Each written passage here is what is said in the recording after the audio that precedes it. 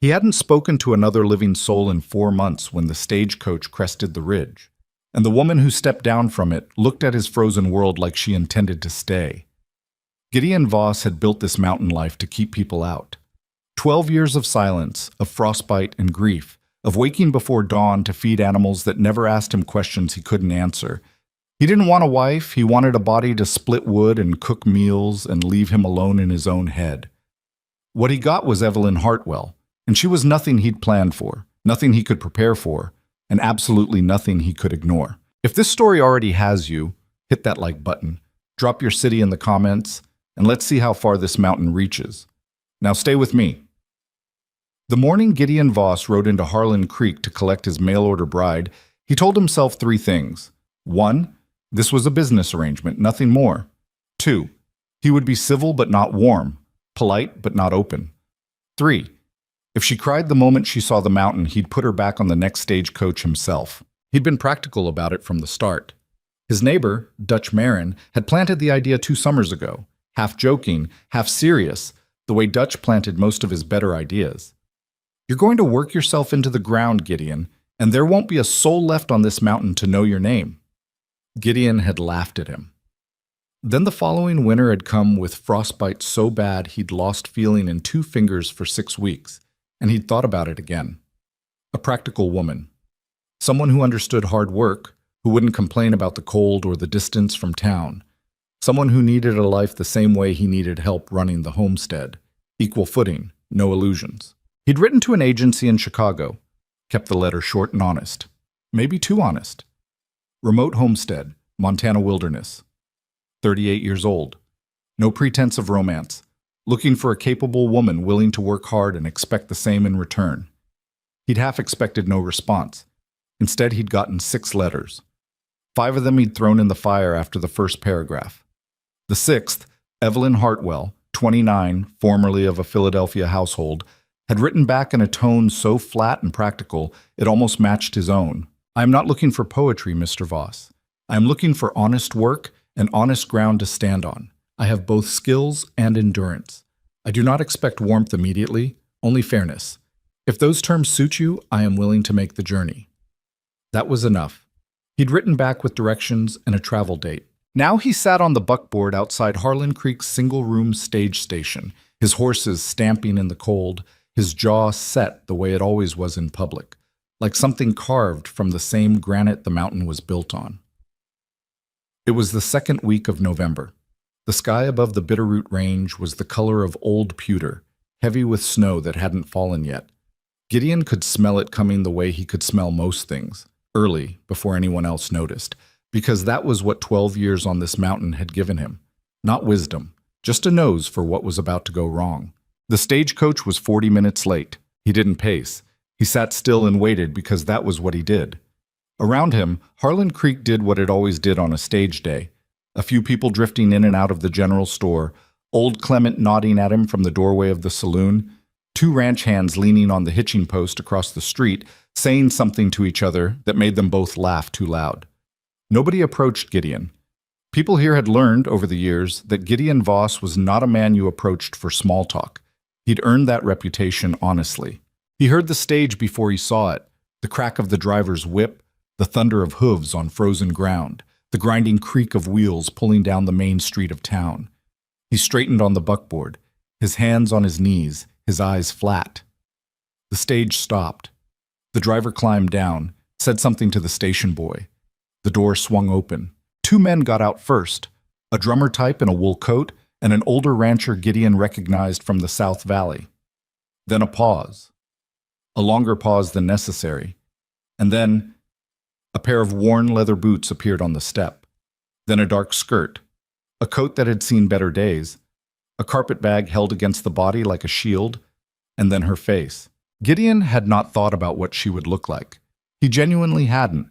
It didn't factor into the arrangement, but he found himself looking anyway. The way you look at something unexpected, not because it's beautiful, but because it's sharp, specific, real. Dark hair pinned up imperfectly, strands loose from what must have been days of travel. A face that wasn't soft. Angular jaw, brown eyes that were scanning the street with a directness he didn't expect, cataloging, measuring, a bruise, faint and yellowing, along her left cheekbone that she wasn't making any effort to hide. She stepped down onto the frozen ground, set her carpetbag at her feet, and looked around the street. Her eyes found him. She didn't smile. He didn't either. She walked across the street toward him without hesitation, which surprised him. He'd expected something more tentative. She stopped at the buckboard and looked up at him with those straight, measuring eyes. "Mr. Voss?" "Miss Hartwell." A beat. She glanced at the buckboard, then back at him. "Are there more bags?" he asked. "Just the one." She nodded at the carpetbag. Something in him registered that. One bag, for a life change of this magnitude. But he kept his face still. He climbed down, picked up the bag, put it in the back of the buckboard. When he turned, she was already climbing up on her own, managing the height without asking for help, which meant she nearly slipped on the frozen wheel hub. She caught herself, jaw tightening, and made it up. He walked around to his side and climbed up. She was looking straight ahead. "How long is the ride?" she asked. 3 hours? Maybe more if the pass is iced?" She nodded. She didn't ask anything else. He flicked the reins and they left Harlan Creek. For the first hour, they didn't speak. This did not bother Gideon. He'd lived in silence so long that other people's need to fill it struck him as a kind of nervousness, a failure of composure. He watched the road, watched the tree line, watched the sky. The snow smell was stronger now. Coming tonight, he thought. Maybe sooner. He glanced at her once, maybe 15 minutes out of town. She was sitting with her hands folded in her lap, her eyes moving across the landscape, the lodgepole pines pressing close to the road, the dark shapes of mountains above the tree line, the absolute emptiness of it. He'd seen that look on people before, on the few rare visitors who'd come up this far. It was the look of someone calculating whether they'd made a mistake. He looked back at the road. "It's bigger than it looks from town," she said. "Yes." "How far to the nearest neighbor?" "Dutch Marin's place, about 6 miles east." She processed that. "And in winter? When the pass is ice?" "Then it's further." He wasn't trying to be blunt. He was being accurate. He'd told her as much in the letters. She'd said she understood. "How long do the passes stay iced?" "Depends on the year, 8 weeks minimum. Some years 12 or 13. Another pause. He kept his eyes on the horses. "I'm not trying to talk myself out of this," she said then, with an edge that surprised him. A little defensive, a little firm. "I'm asking so I know what I'm working with." He glanced at her again. She was looking at him directly, that same flat gaze. "Fair enough," he said. That was the most he'd said to anyone in 3 days. The cabin came into view as the last gray light was dying behind the western ridge. Gideon watched her see it, watched her face without appearing to watch it, the way he watched for weather signs. The cabin was not impressive by any reasonable standard. Solid, yes. Built to last, absolutely. But raw, functional, stripped of anything ornamental. The barn was bigger than the house. There was a woodpile stacked high along the south wall, a drying rack under the eave, a stone well 20 feet from the door. 2 horses in the paddock turned to look at the buckboard. Smoke came from the chimney because he'd left a banked fire that morning. She took it in without expression. He pulled up, set the brake, climbed down. When he turned, she was already down again, on her own, this time without slipping. She picked up her carpetbag from the back of the buckboard and stood looking at the cabin. "Is the roof sound?" she asked. He actually stopped, looked at her. "Yes," he said. "The well? Does it freeze in hard winter?" "Deep enough that it doesn't. There's an insulating cover." She nodded as if checking items off a list and walked toward the door. He stood for a moment watching her go. Then he turned to see to the horses. "Dites what?" The first week was like 2 people orbiting the same space without ever quite touching it at the same time. He rose before dawn. He fed the stock, split wood, checked the trap line he'd set along the lower ridge, came back for breakfast. She was up by the time he returned each morning, fire stoked, coffee made, something cooking. She didn't wait to be told what needed doing. She walked through the cabin and the yard with those cataloging eyes and started working. He came back one afternoon to find she'd repaired the leather hinge on the root cellar door that he'd been meaning to fix for 2 months. She'd found the spare leather strip he'd left in the barn, punched the holes herself, done the job. He stood at the root cellar door and opened and closed it 3 times. Then he went inside without saying anything. They ate dinner in silence mostly, not an uncomfortable silence, but a practical one. Neither of them felt the need to perform conversation. Occasionally one of them would mention something that needed attention. She told him the gap under the north door was letting cold in. He put a new draft strip on it the next morning before she was up. He told her the flour had started to show weevils. She sorted it and sealed the canisters better. He noticed, in the way he noticed most things, that she worked like someone who'd been working hard her whole life. There was no wasted motion, no stopping to look at what she'd done with any kind of satisfaction. She finished one thing and went directly to the next, the way water moves. He also noticed the bruise fading on her cheek. He didn't mention it.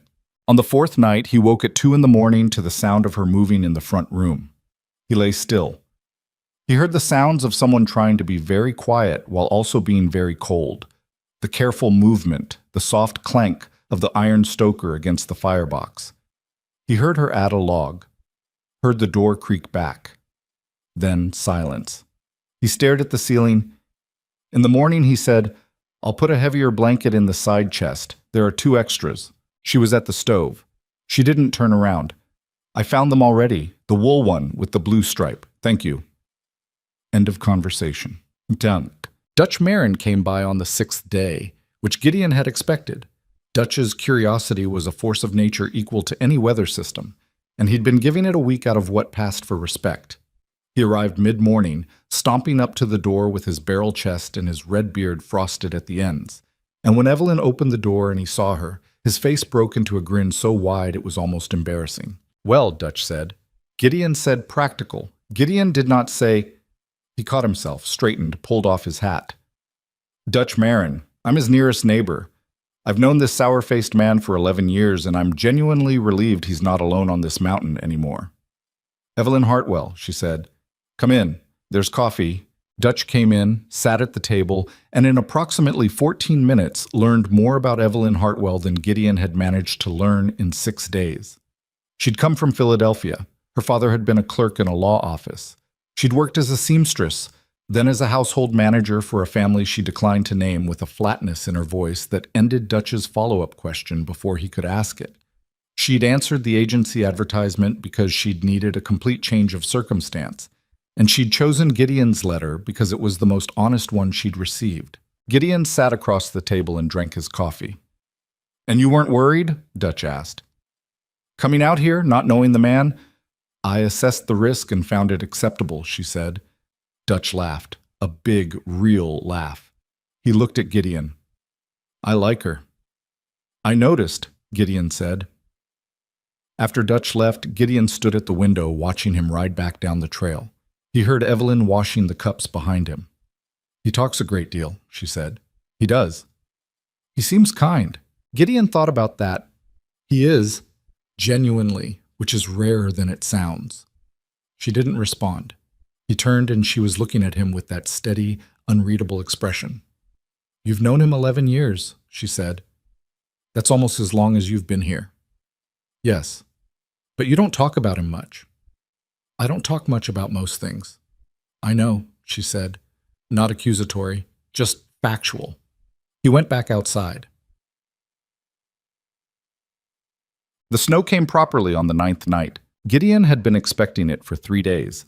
The sky had been building it slowly, that particular heavy gray that meant serious accumulation and not just a dusting. He'd spent the day before reinforcing the barn doors and bringing extra hay inside, cutting a double load of wood and stacking it under the eave. He hadn't asked her to help. She hadn't asked what he was doing. She'd just appeared alongside him after the noon meal and started carrying armloads of wood without comment, keeping pace with him until the stack was done. That night the wind hit first, a sound like something tearing along the ridge, and then the snow came behind it, horizontal and mean. Gideon lay awake listening to it batter the north wall, running calculations in his head the way he always did in the first serious storm of the year. The insulation would hold. The roof pitch was steep enough that accumulation wouldn't build fast. The animals were secure. He heard a knock at his door, quiet. 3 taps. He sat up. Yes, the door opened an inch. She spoke through the gap. "One of the horses is distressed. I can hear it from the front room." He was already pulling on his boots. They went out together into the dark and the howling white. The barn was 20 feet from the door, and it took them both leaning into the wind to make that distance. Inside, the horses were moving in their stalls. One of them, the gray mare he called Etta, was pressing herself into the corner with her ears flat, showing white in her eyes. "She's wind-shy," Gideon said, moving to the stall. "Has been since I got her." Evelyn stood back, watching him go to Etta, watching his hands on the horse's neck. The slow, deliberate motion, the quiet that came into his body when he worked with animals. Something in him settled that didn't settle in other contexts. Etta's breathing began to slow. "What happened to her?" Evelyn asked. He didn't look up.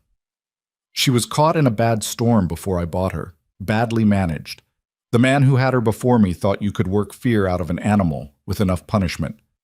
A silence between them. The wind screamed outside. "You can't," she said quietly. "No," he agreed. "You can't." He stayed with Etta for another 20 minutes. Evelyn found a stool and sat at the end of the barn with her arms wrapped around herself, waiting without complaint. When the mare had calmed, when her breathing had leveled out, and she dropped her head to the hay, Gideon straightened and turned. Evelyn stood. They crossed back through the blizzard to the cabin without speaking. At the door she turned and looked back at the blur of white where the barn was. "She'll be all right," he said, not sure why he said it. "I know." She opened the door. Sometimes it takes a minute to make sure." She went inside. He followed. He stood in the front room while she went to bank the fire, and he was aware, uncomfortably, precisely aware, that this woman who had been a stranger to him 11 days ago understood something about how he moved through the world. Not all of it, maybe barely any of it, but something. And that awareness was more unsettling to him than the storm. What? On the 14th day, he found her in the barn after dark, sitting with the gray mare. He'd gone out to check on a loose gate hinge he'd meant to fix before supper, saw the lantern light under the barn door, and pushed it open.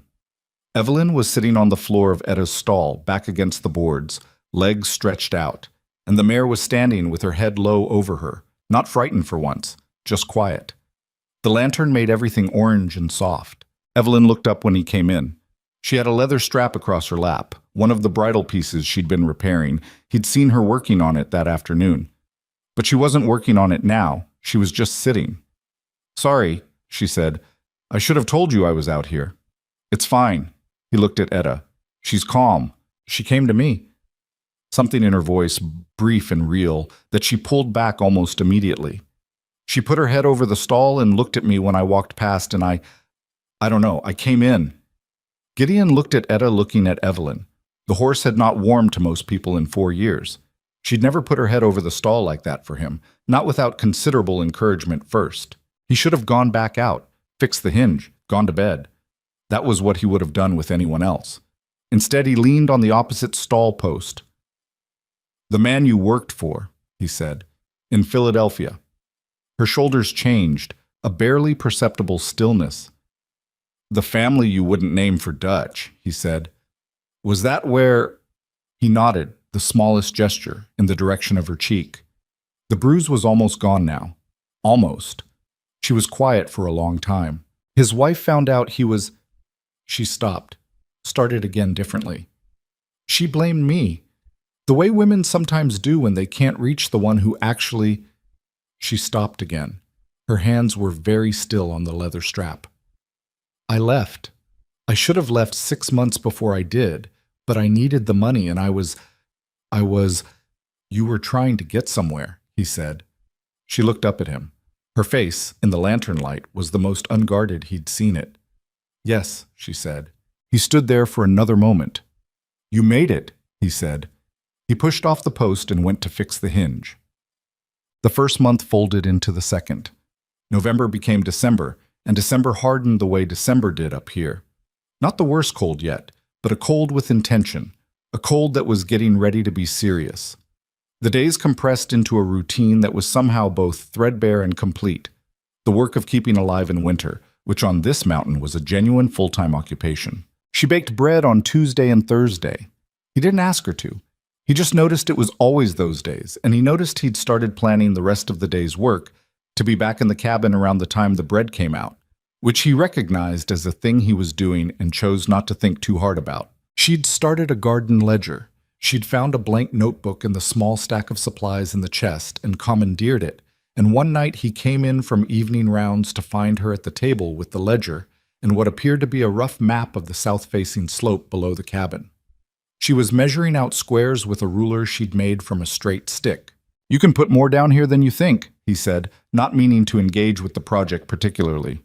"The slope gets sun 4 hours later than the yard, but it holds it longer." She looked up. "How much longer?" He came to the table and looked at her map. It was more sophisticated than he'd expected. She'd noted the tree line, the natural windbreak, even marked the water runoff channel from the spring. He pointed to a section east of where she'd marked. "Here, it's rocky, but there's good soil underneath. I always meant to—" He stopped. "To what?" He looked at the map. He'd meant to put a kitchen garden there. He'd meant to do it the second year after he built the cabin. He'd cleared the rocks and turned the soil, and then Margaret had been gone by then. Had been gone for only a year then, and he'd stood at the edge of that cleared ground one morning and couldn't remember why he'd started and had walked away and never gone back. "I cleared the ground years ago," he said. "The soil should still be decent." She looked at him with that particular attentiveness she had, not probing, not invasive, just present. "We could start it in March," she said, "if the ground cooperates." "We could," he said. He pulled out a chair and sat down across from her and looked at the map, and she passed him the stick ruler without being asked, and they spent an hour planning a garden he hadn't thought about in 11 years. He didn't tell her about Margaret. It wasn't a decision he made so much as a habit so deeply ingrained it operated on its own. Margaret Voss, née Colby, who had come to this mountain 21 years old and full of a particular bright intensity that had seemed to Gideon in his own 25-year-old certainty, like a kind of permanent characteristic rather than a temporary condition that the mountain would eventually dim. She'd tried hard. He believed that now in a way he hadn't for a long time. He could see, looking backward, that she had tried. But the mountain was isolating in a way that crept up slowly and then arrived all at once, and he hadn't seen it coming, and he hadn't known how to reach her when it did. And one morning in her third winter here, she'd looked at him across the breakfast table with eyes so distant they were almost a different person's eyes entirely. And 3 weeks later, she had packed her trunk and gone back to her family in Virginia, and he had not heard from her again. He'd found out she died 7 years later from Dutch, who'd received a letter from an old acquaintance. Fever, the letter said. She'd remarried. She'd had a child. He'd spent 2 days thinking about that child, that life she'd built after him, that warmth she'd managed to find somewhere else. And then he'd put it somewhere in the back of his head where things that were finished lived, and he'd gotten on with the work. There was nothing he could have said to Evelyn about that, even if he'd wanted to. The trouble started 17 days before Christmas. It came in the form of a rider, which was unusual enough in December to bring Gideon out of the barn at the sound of hooves on the frozen trail. The man on horseback was well dressed for the weather. Good coat, good horse, boots that hadn't done much hard walking. He had a square, pleasant face, of the kind that suggested he'd practiced pleasantness to the point of expertise. He stopped at the gate and raised a gloved hand. "Voss? Gideon Voss? Who's asking?" "Harlan Creek Land Office." He reached into his coat and produced an envelope. "There's a matter of some documentation that's come to the office's attention concerning survey markers on this parcel. Nothing that can't be resolved, most likely, but the office will need you to come in and review some paperwork." Gideon stood at the gate and didn't reach for the envelope. "Survey markers have been where they are for 12 years, he said. "Yes, well." The man kept the pleasant expression fixed in place with visible effort. "There's been a new survey commissioned. You'll want to review it. There are some discrepancies. Between the original markers and my deed is registered," Gideon said. "It's been registered since I filed it." Of course it has." The man placed the envelope on the top of the gatepost, the gesture practiced and final. "Still, the office will need your presence. Before the new year, ideally." He tipped his hat, turned his horse, and rode back down the trail without waiting for any further response. Gideon stood at the gate for a long moment. He looked at the envelope. He did not pick it up immediately. He heard the cabin door. Evelyn came to stand beside him. She looked at the envelope, then at the retreating rider. "Survey discrepancies," he said. "They want me in town before the new year." He picked up the envelope and opened it. She stood beside him in the cold while he read it. He could feel her reading it over his arm, not intruding, just looking. "That's not standard language," she said. Her voice had gone very quiet and very precise. She pointed at a clause near the bottom. "That's not how a routine survey dispute is worded." He looked at the section she was pointing to. It was dense with legal terms, but she was right. There was something in the phrasing that didn't sound administrative. "You know legal language," he said. "A little." She stepped back from the envelope in a way that was almost careful. "My father worked in law offices most of his career. I grew up around documents like this." "What does it mean?" She hesitated, just for a beat, a very slight pause that he caught. "It means," she said slowly, "someone may be trying to establish a claim on your land through documentation, and they're doing it before winter closes off your access to anyone who could help you." She looked at him. "Who owns the railroad charter in this part of the valley?" He felt something cold go through him that had nothing to do with the temperature. "A man named Blackthorne," he said. "Victor Blackthorne has a company out of Helena." She looked back at the retreating rider, who was just disappearing around the tree line now. "How long has he wanted this mountain?" she asked. Gideon stared at the spot where the rider had gone. "Since the first survey came through 3 years ago," he said. "He made an offer. I told him no. He made another offer. I told him no again. And this is the third approach," she said. He looked at the envelope in his hand, the pleasant face of the messenger, the deliberately worded legal language. The timing, deep in December, when the passes would close in another 2 or 3 weeks and isolate him completely. "Apparently," he said. She turned and walked back to the cabin. He stood at the gate for another moment, looking at the empty trail. He didn't like that she'd recognized it immediately. He didn't like that he needed someone to recognize it at all. He stood in the cold with that discomfort, with the familiar dull anger that came when the world pushed at something he'd worked hard to hold. But beneath that, beneath all of it, something else, quieter and more unsettling, the knowledge that he wasn't facing this alone. He walked back to the cabin. Inside, Evelyn was already at the table with his copy of the land deed, the original, which she'd found in the chest where he kept important papers. She had the letter beside it and was reading them both with focused, level attention. He sat down across from her. Outside, the wind was picking up again, the first tendrils of the next storm feeling its way down from the peaks. She turned the deed over and looked at the filing stamp on the back. She looked at the surveyor's mark. Then she looked up at him with those brown eyes that never quite gave you the easy interpretation. "We need to go to town before the pass freezes," she said, "and we need to go carefully." He looked at the papers between them, at the mountain outside, at the 12 years of work and solitude and grief and stubborn survival that lived in these walls. "Yes," he said. "Come." That night, after she'd gone to bed, Gideon sat alone by the fire. He held his coffee and he looked at the fire, and he thought about Margaret standing in this same front room saying, "Gideon, I can't do this anymore. I need something I can't find here." He thought about watching the mountain slowly take the light out of someone he'd thought he understood, and the years of wondering whether it was the mountain's fault or his own fault, or just the way things sometimes went between two people who wanted incompatible things. He thought about Evelyn sitting on the floor of Etta's stall in the orange lantern light. He thought about her at the table with the stick ruler and the garden map. He thought about the envelope on the gatepost and the way she'd said someone may be trying to establish a claim on your land in a voice stripped clean of anything but use. The fire cracked and settled. He thought, "I don't know this woman."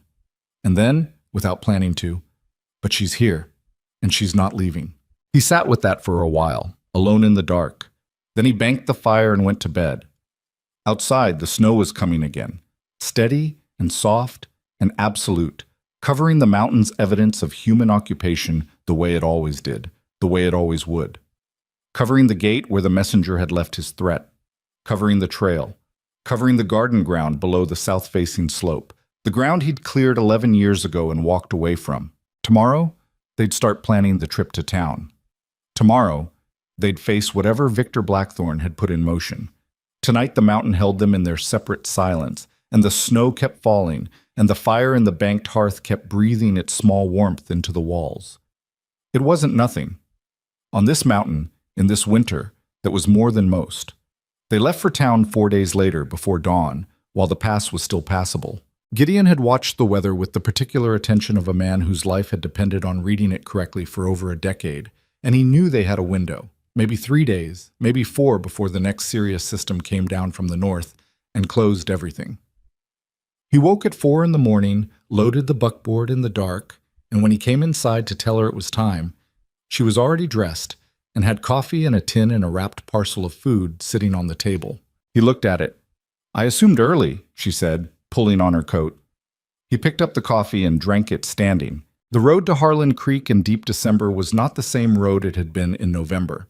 It was narrower, compressed by snow on both sides, the surface unpredictable, stretches of hard-packed ice followed by loose drifts that sucked at the wheels. Gideon drove with his full attention on the horses, making constant small adjustments, reading the surface ahead. Beside him, Evelyn sat with the parcel on her lap and the deed documents inside her coat, close to her body. She'd read the documents 4 more times in the preceding days. He'd watched her at the table with them in the evenings, not dramatizing whatever she was thinking, just reading, making small marks with a pencil on a separate piece of paper that she folded and kept. He hadn't asked what the marks were. She hadn't offered. But on the 3rd evening, she'd looked up and said, "There's a date discrepancy in the survey document they sent. The commissioner's signature is dated 3 weeks before the commission was formally authorized. That's not nothing." He'd looked at her. "I'll need to see the original filing records at the land office," she'd said. "Not copies." "They won't just hand those over." "No," she'd agreed. "But you have the right to view them. It's your registered deed they're disputing. They're required to show you the basis of the dispute." He hadn't responded immediately. He'd sat with the fire and thought about it. Then he'd said, "You know a considerable amount about this." She'd looked at him with that careful, private expression. "My father kept detailed records of every case that came through the office. I was his filing clerk from the time I was 14. A pause. "I know more than I've said. About a few things." He'd let that sit. He was getting practiced at letting things sit with her. Now they rode the frozen road, and the sky above the mountains was beginning to separate itself from the mountains, going from black to the particular deep blue that preceded real dawn. The horse's breath came in long, white plumes. The cold was serious. Not dangerous yet, but asking the question. "If the pass gets worse," he said, "we stay the night in town." "I know. Clement has a boarding house on the north end of Main Street. It's basic. I've stayed in worse." He believed her. They reached Harlan Creek by mid-morning. The town looked smaller to Gideon every time he came into it, which he knew was just the mountain affecting his sense of scale. Spending months in a landscape that large made human construction look temporary and slightly unconvincing. Harlan Creek was perhaps 200 people in a good season, less in winter. A main street with the necessities: general store, saloon, stage station, land office, a small courthouse that doubled as the town hall on meeting days. The land office was a narrow building wedged between the general store and a feed merchant. A sign in the window said, "Harlan Creek Land Registry. John Pelham, Commissioner." Gideon tied the horses. Evelyn climbed down and stood on the boardwalk looking at the door. "Let me do the talking first," he said. She glanced at him. A brief flicker of something, not offense, but close. "I'll follow your lead," she said. They went in. The office was one room, overheated by a small iron stove in the corner, smelling of paper and coal smoke. A young clerk at the front desk looked up with the startled expression of someone who didn't get many visitors. Behind him, through a half-open door, Gideon could see a second room with shelves of ledgers. "Gideon Voss," Gideon said. "I received a survey notice. I'm here to review the documentation on my parcel." The clerk's expression went through several adjustments in quick succession. Startled, then carefully neutral, then something that might have been discomfort. "Mr. Voss, Commissioner Pelham he's with someone at the moment." "That's fine, we'll wait." The clerk looked at Evelyn, then back at Gideon. "It might be some time." "That's fine," Gideon said again. He moved to a bench along the wall and sat. Evelyn sat beside him. She put her hands in her lap and looked at the middle distance with complete composure, like someone who had learned to wait in rooms like this before. The clerk went back to his desk and spent an unconvincing amount of time looking at papers he wasn't reading. They waited 20 minutes. Gideon had patience like a geological formation. He could outlast almost anything. Evelyn seemed to have the same quality, which he noticed. She didn't fidget. She didn't look at the door. She sat with that internal stillness that had surprised him from the first day. The inner door opened. A man came out first, well-dressed, 50s, with the look of someone whose confidence came from money and long habit. He stopped when he saw Gideon, the pleasant-faced messenger from the ridge, Gideon thought. This was a different order of person. This was whoever sent the messenger. Behind him came a smaller man with spectacles and a worried expression, who could only be Commissioner Pelham. "Mr. Voss," Pelham said. His voice was careful. "I wasn't expecting you until—" "The notice said before the new year," Gideon said. "I'm here before the new year."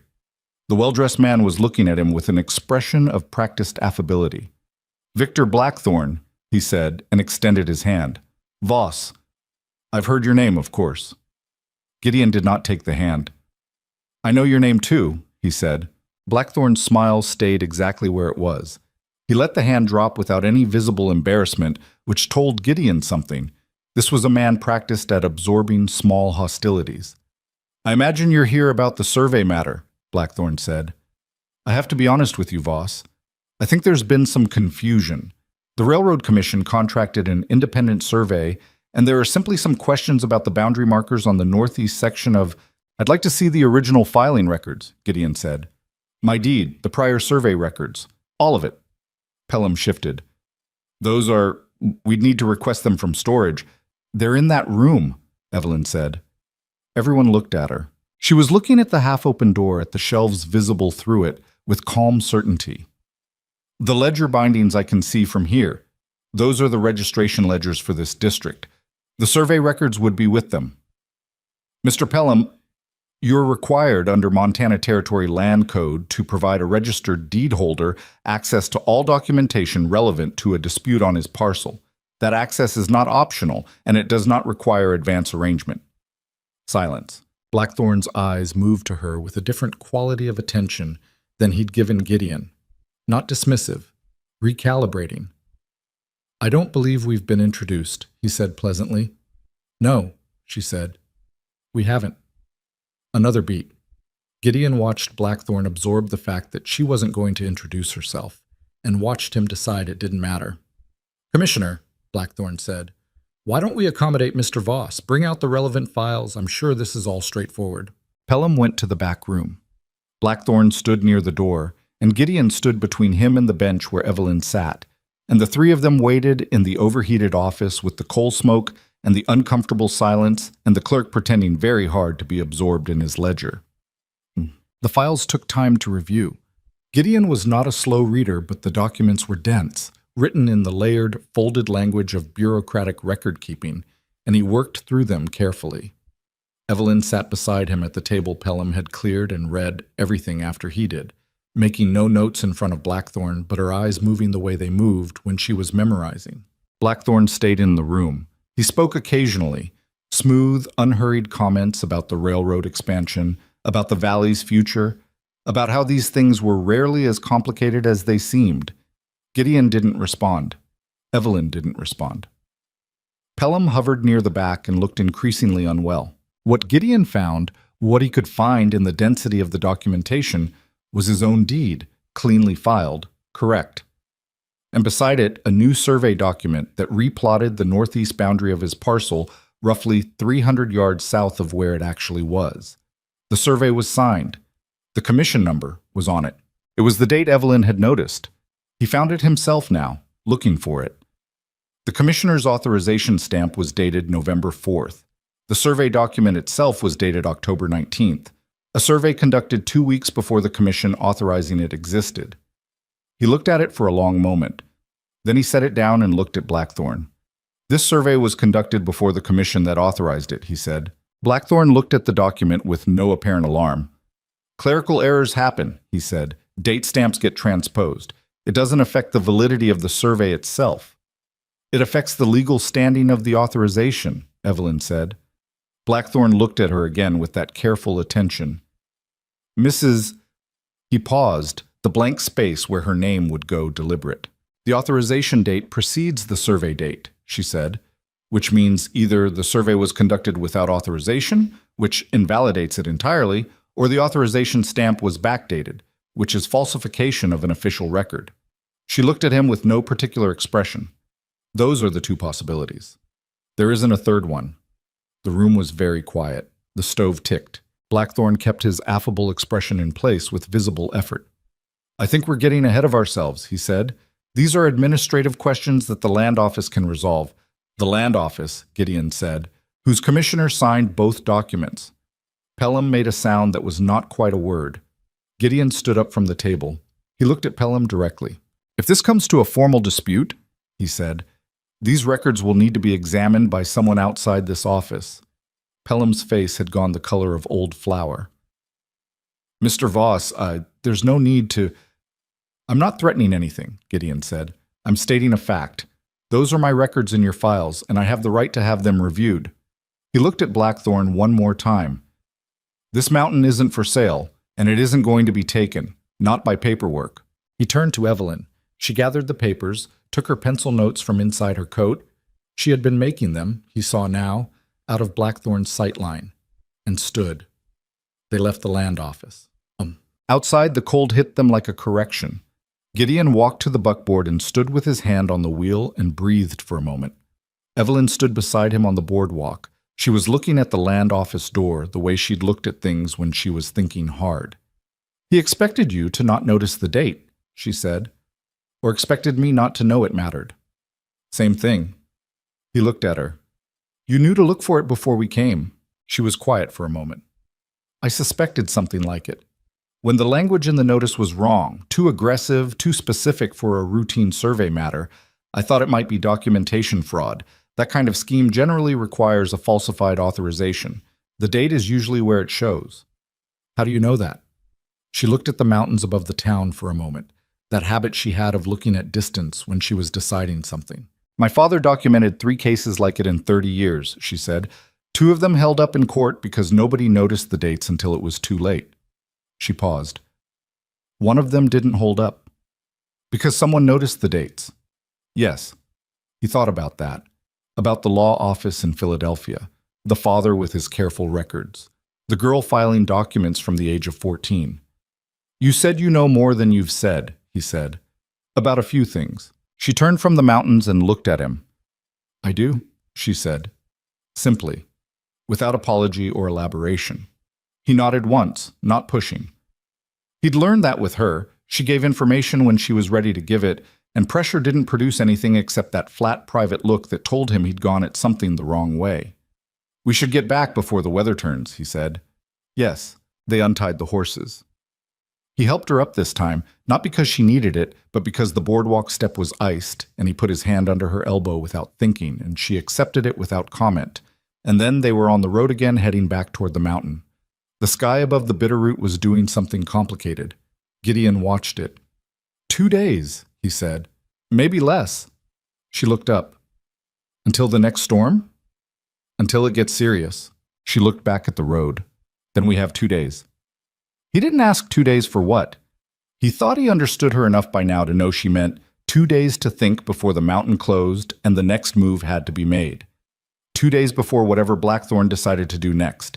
Because men like Blackthorn always decided to do something next.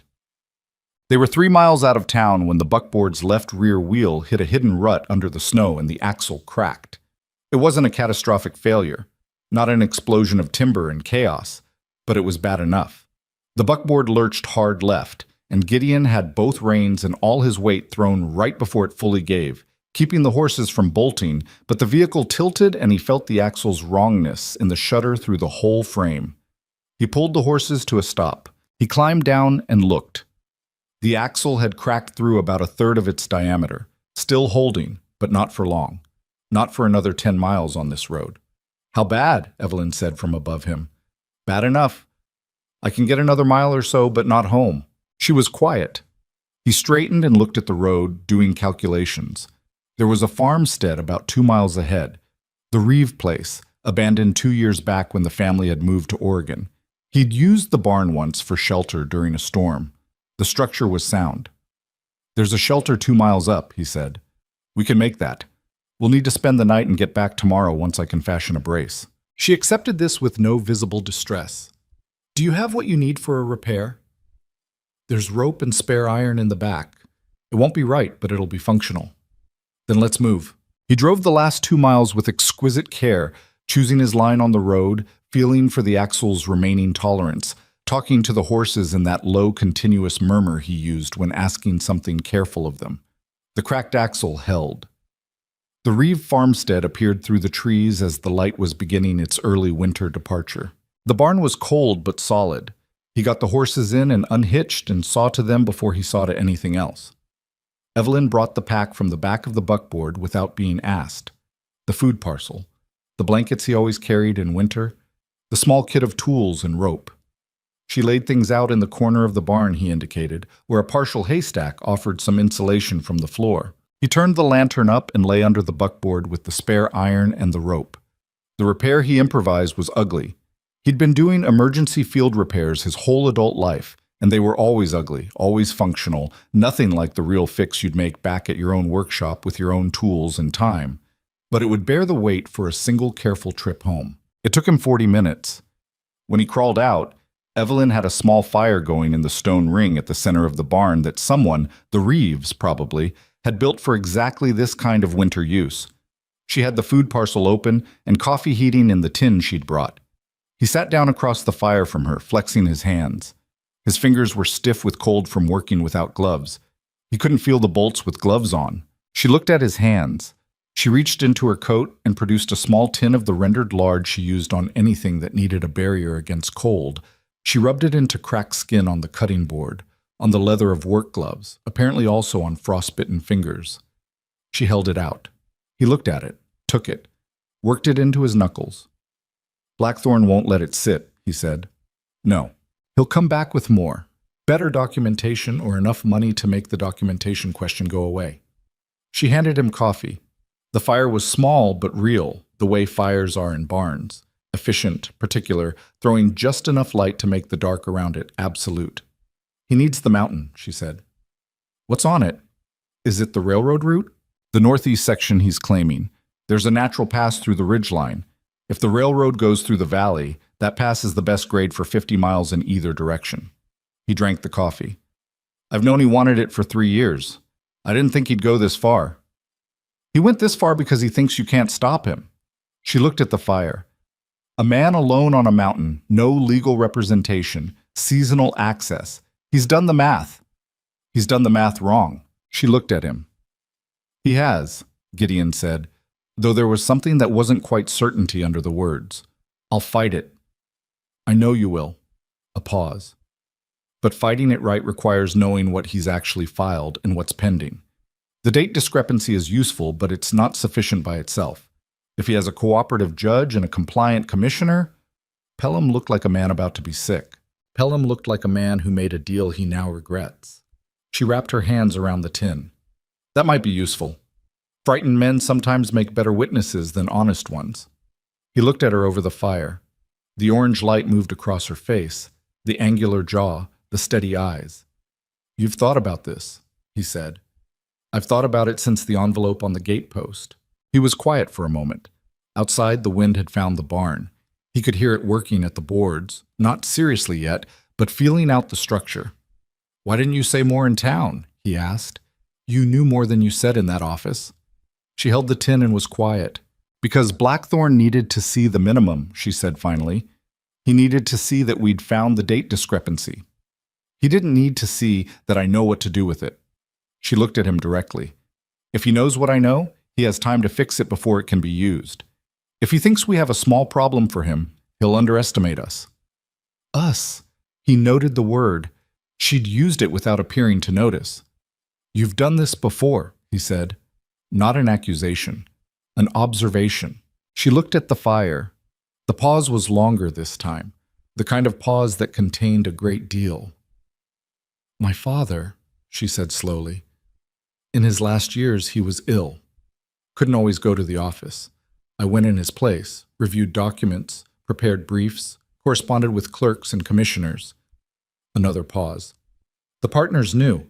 They allowed it because my father's work was accurate and on time. They didn't acknowledge it because— She stopped. Because you were a woman. Because I was his daughter. Same thing, Gideon thought, in 1888. But he didn't say it. He died 4 years ago, she said. The firm let me go 6 months later, professionally, of course. Reorganization. Her voice was flat on the last word, the way it got flat on things that still had edges. He sat with that for a while. The fire cracked. The wind worked at the boards and moved on. One of the horses shifted in her stall with a soft, grassy sound. Evelyn, he said. She looked at him. I need you to tell me everything you think we can do. He held her gaze. Not the minimum. Everything. Something changed in her face. Small, careful, like a window opening just slightly in a room that's been closed for a long time. It'll take a while, she said. We have the night, he said. So she told him. She told him about the date discrepancy and what it constituted under territorial land code. She told him about Pelham, the fear in him, the way cooperative officials in these schemes always had a limit, a point past which self-preservation overrode the money they'd been paid. She told him about the survey process itself, the steps that should exist in documentation that didn't exist in Blackthorn's filing. She told him there should be a prior surveyor's record, the original boundary survey when Gideon filed his deed, that would need to be located and produced. He told her where it was. He had a copy, in the chest with the deed. She looked at him with an expression that was the closest thing to relief he'd seen on her face. That's the anchor, she said. Original survey, clean deed, falsified authorization date. If we can get that in front of someone outside of Pelham's jurisdiction, a territorial court, how do we do that? We need a formal objection filed before Blackthorn can move the claim to the next stage. There's a 30-day window on a disputed survey before it can be certified. If we file an objection with supporting documentation at the territorial courthouse in Millhaven, he said, it's the nearest territorial court. Millhaven. She looked at the fire and measured something. How far? 2 days in good weather. More now. The window, she said. When was the survey dated? November 19th, he said. He'd memorized it automatically the way he memorized everything that mattered. She did the math. He watched her do it. He'd already done it himself. 21 days, he said. We have 21 days before the certification window closes. She looked at him. And the pass, she said, closes in 2 or 3 days. She was quiet for a long moment. The fire was burning lower and neither of them moved to add wood. 21 days. A pass that would be impassable within 72 hours. A territorial courthouse 2 days away on good roads. And a man with railroad money and a cooperative land commissioner who had 12 years of practice thinking Gideon Voss had no one. I can draft the objection tonight, Evelyn said. I have paper. I know the form. He looked at her in the firelight. The woman who had arrived with one bag and no complaint and who had, over the course of 6 weeks, quietly become the most important person on his mountain. We ride for Millhaven tomorrow, he said, after we get the buckboard home and I get a horse ready. The day after tomorrow, she said. You need the axle properly repaired. I need the axle properly repaired, he agreed. She reached into the pack and found the paper she'd mentioned. A folded sheaf she'd brought from the cabin, he realized, which meant she'd thought this might come to something even before they'd left that morning. She smoothed it flat on her knee and uncapped a small ink pen. Tell me the full parcel description, she said, exactly as it appears on the deed. He told her. She wrote. The fire burned between them, and the night settled hard and complete over the Reeve farmstead and the frozen road and the mountain waiting somewhere in the dark above. The wind had found something else to worry at. The horses breathed their steady, incurious breath. Gideon watched her write and felt, under the cold and the urgency and the particular weight of what the next 3 weeks would ask of them, something he had not felt in a very long time. It was not comfort, not exactly. It was more specific than that. It was the feeling of not being the only one holding the weight. He hadn't realized, until just that moment in that cold barn with the fire going low and her pen moving across the paper, how long he'd been holding it alone. 12 years. Every storm, every threat, every hard season. Alone. He looked at the fire. He didn't say anything about it because he didn't have the words yet, and because some things, when you first notice them, need to be held quietly for a while before they're ready to be spoken. But he noticed. They made it back to the mountain the next morning on the repaired axle, moving slow and careful, and Gideon spent the afternoon in the barn doing the proper repair he should have had time to do before.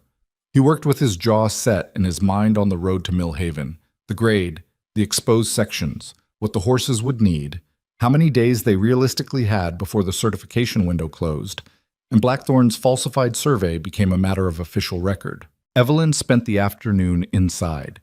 He could see the lamp through the window from the barn, steady and fixed, which meant she was at the table, writing, reviewing, preparing whatever she was preparing. Dutch arrived at dusk like he always did when something was wrong, some instinct the man had for trouble on the mountain that Gideon had long since stopped questioning. He came in through the gate with his collar up and his breath fogging, and he looked at Gideon's face and said, "Tell me." Gideon told him.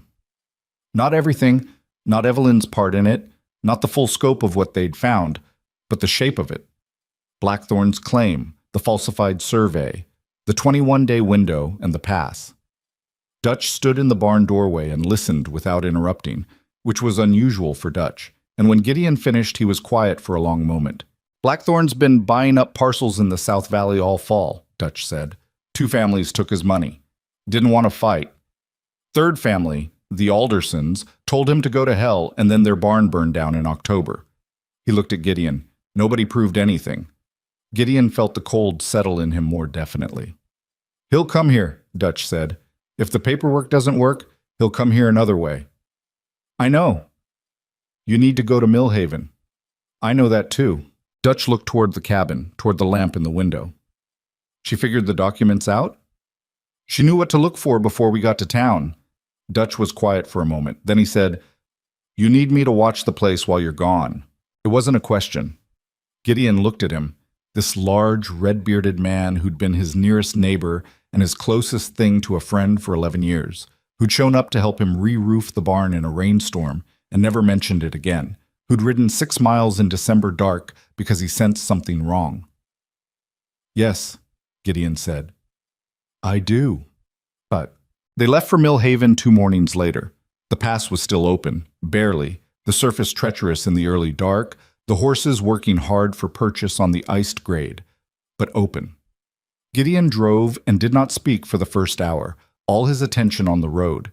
Beside him, Evelyn sat with the documents inside her coat again, and her hands in her lap, reading the landscape the way she'd started to do, not like someone frightened of it, but like someone learning it, filing it away. Once they were through the pass and onto the lower road, he let out a breath he'd been holding since they'd started, and the horses found their rhythm on the better surface.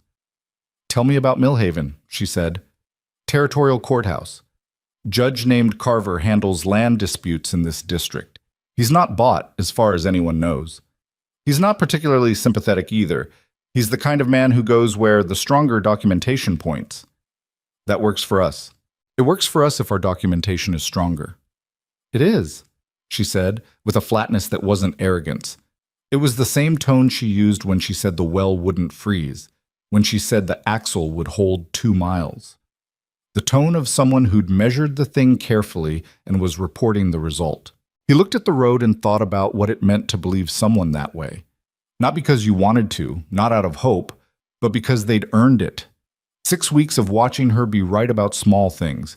The hinge, the weevils, the survey date, the language in the notice, right, quietly, without fanfare, and then moving on to the next thing.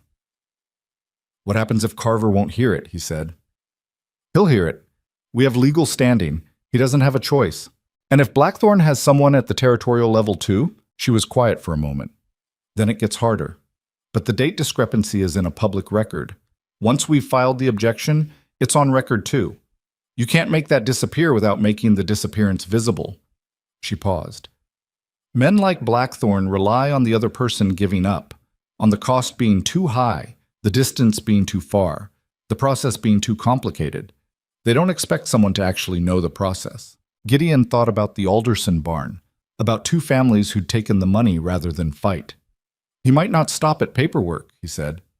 She looked at him. "I know," she said. The 2 words had weight in them. Not fear, but acknowledgement. She'd thought about it too. She'd thought about it and come anyway. He didn't say anything else about it. There wasn't anything useful to say.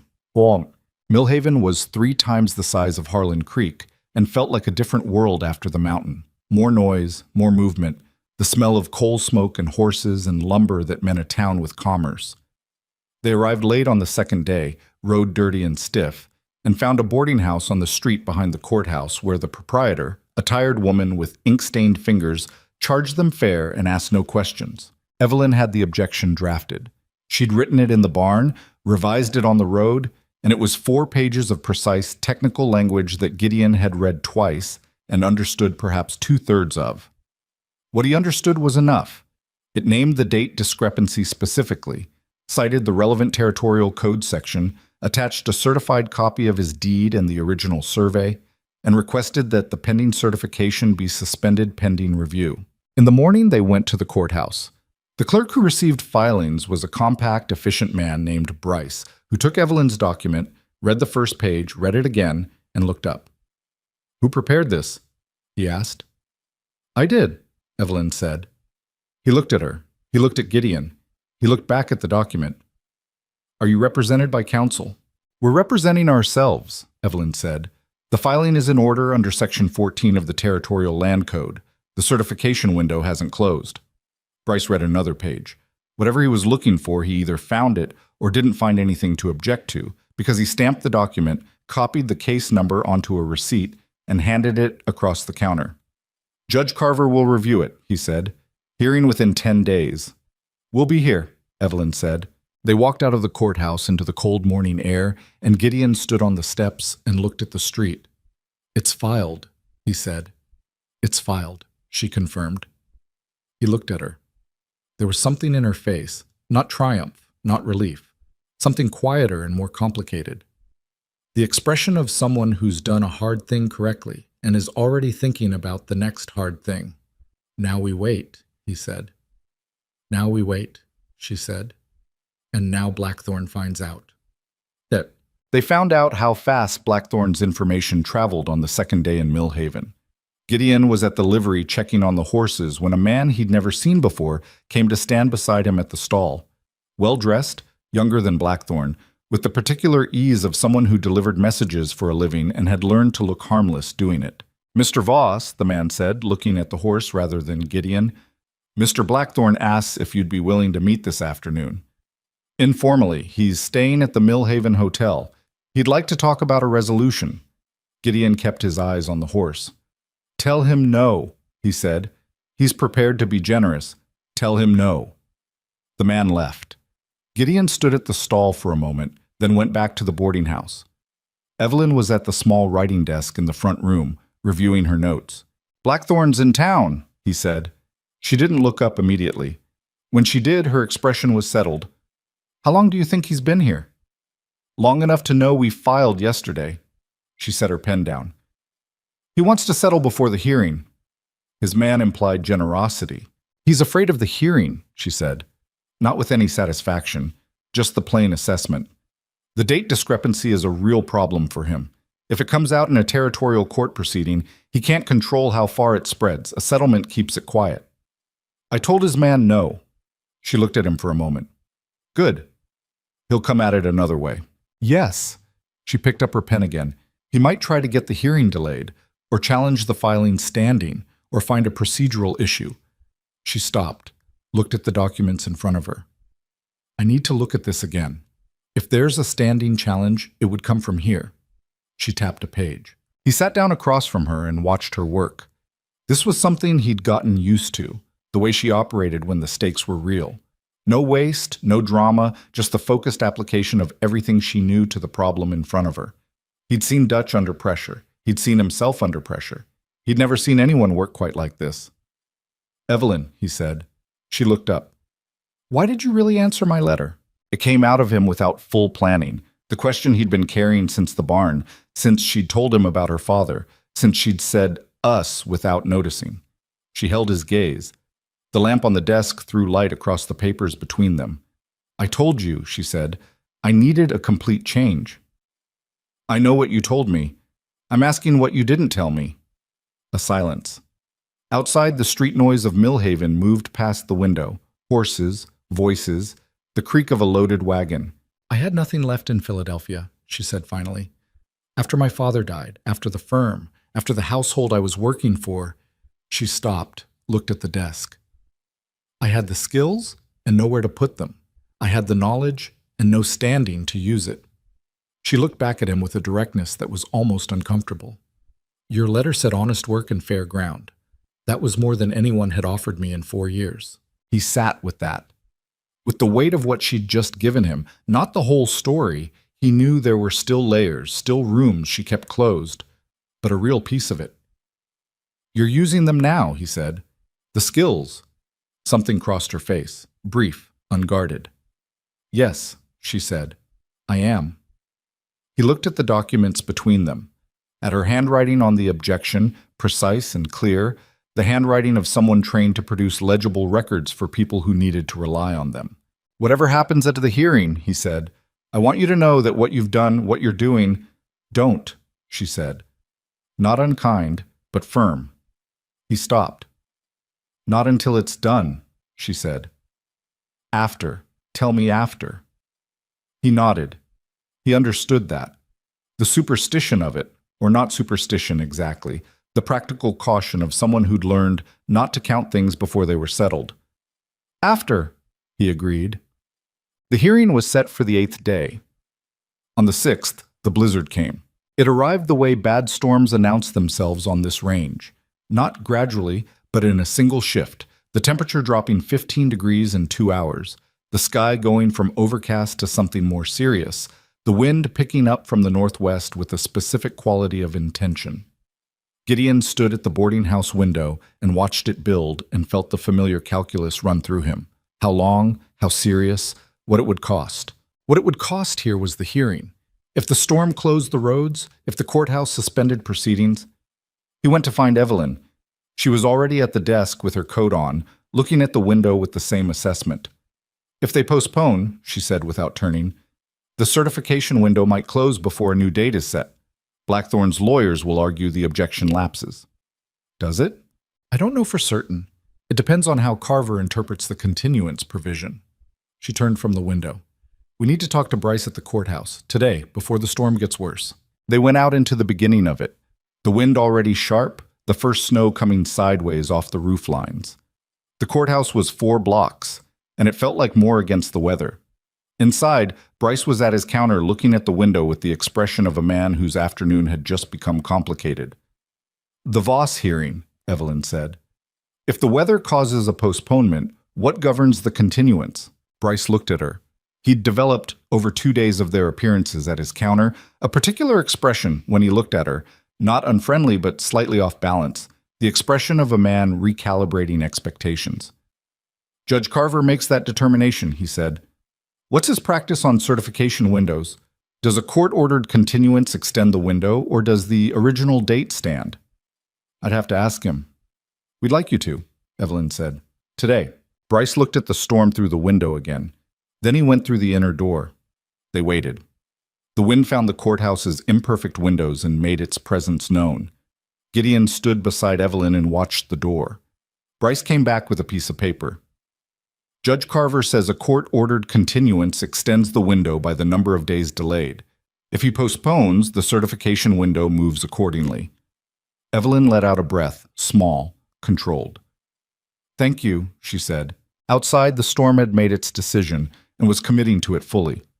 They bent into the wind on the way back, and Gideon put his arm in front of her at one point where the street funneled the wind into something genuinely dangerous, not thinking about it, just reacting. She leaned into it without comment, and they made the boarding house together. Inside, stamping snow from their boots, she looked at him. "We're all right," she said, meaning the hearing, meaning the window. "We're all right," he agreed. The storm took 2 days.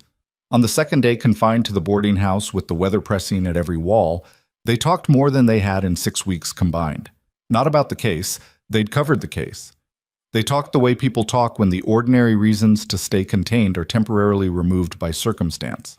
She told him about Philadelphia in summer, the particular smell of it, the river, the way the law office cooled down to something almost bearable in the evening when the windows could be opened.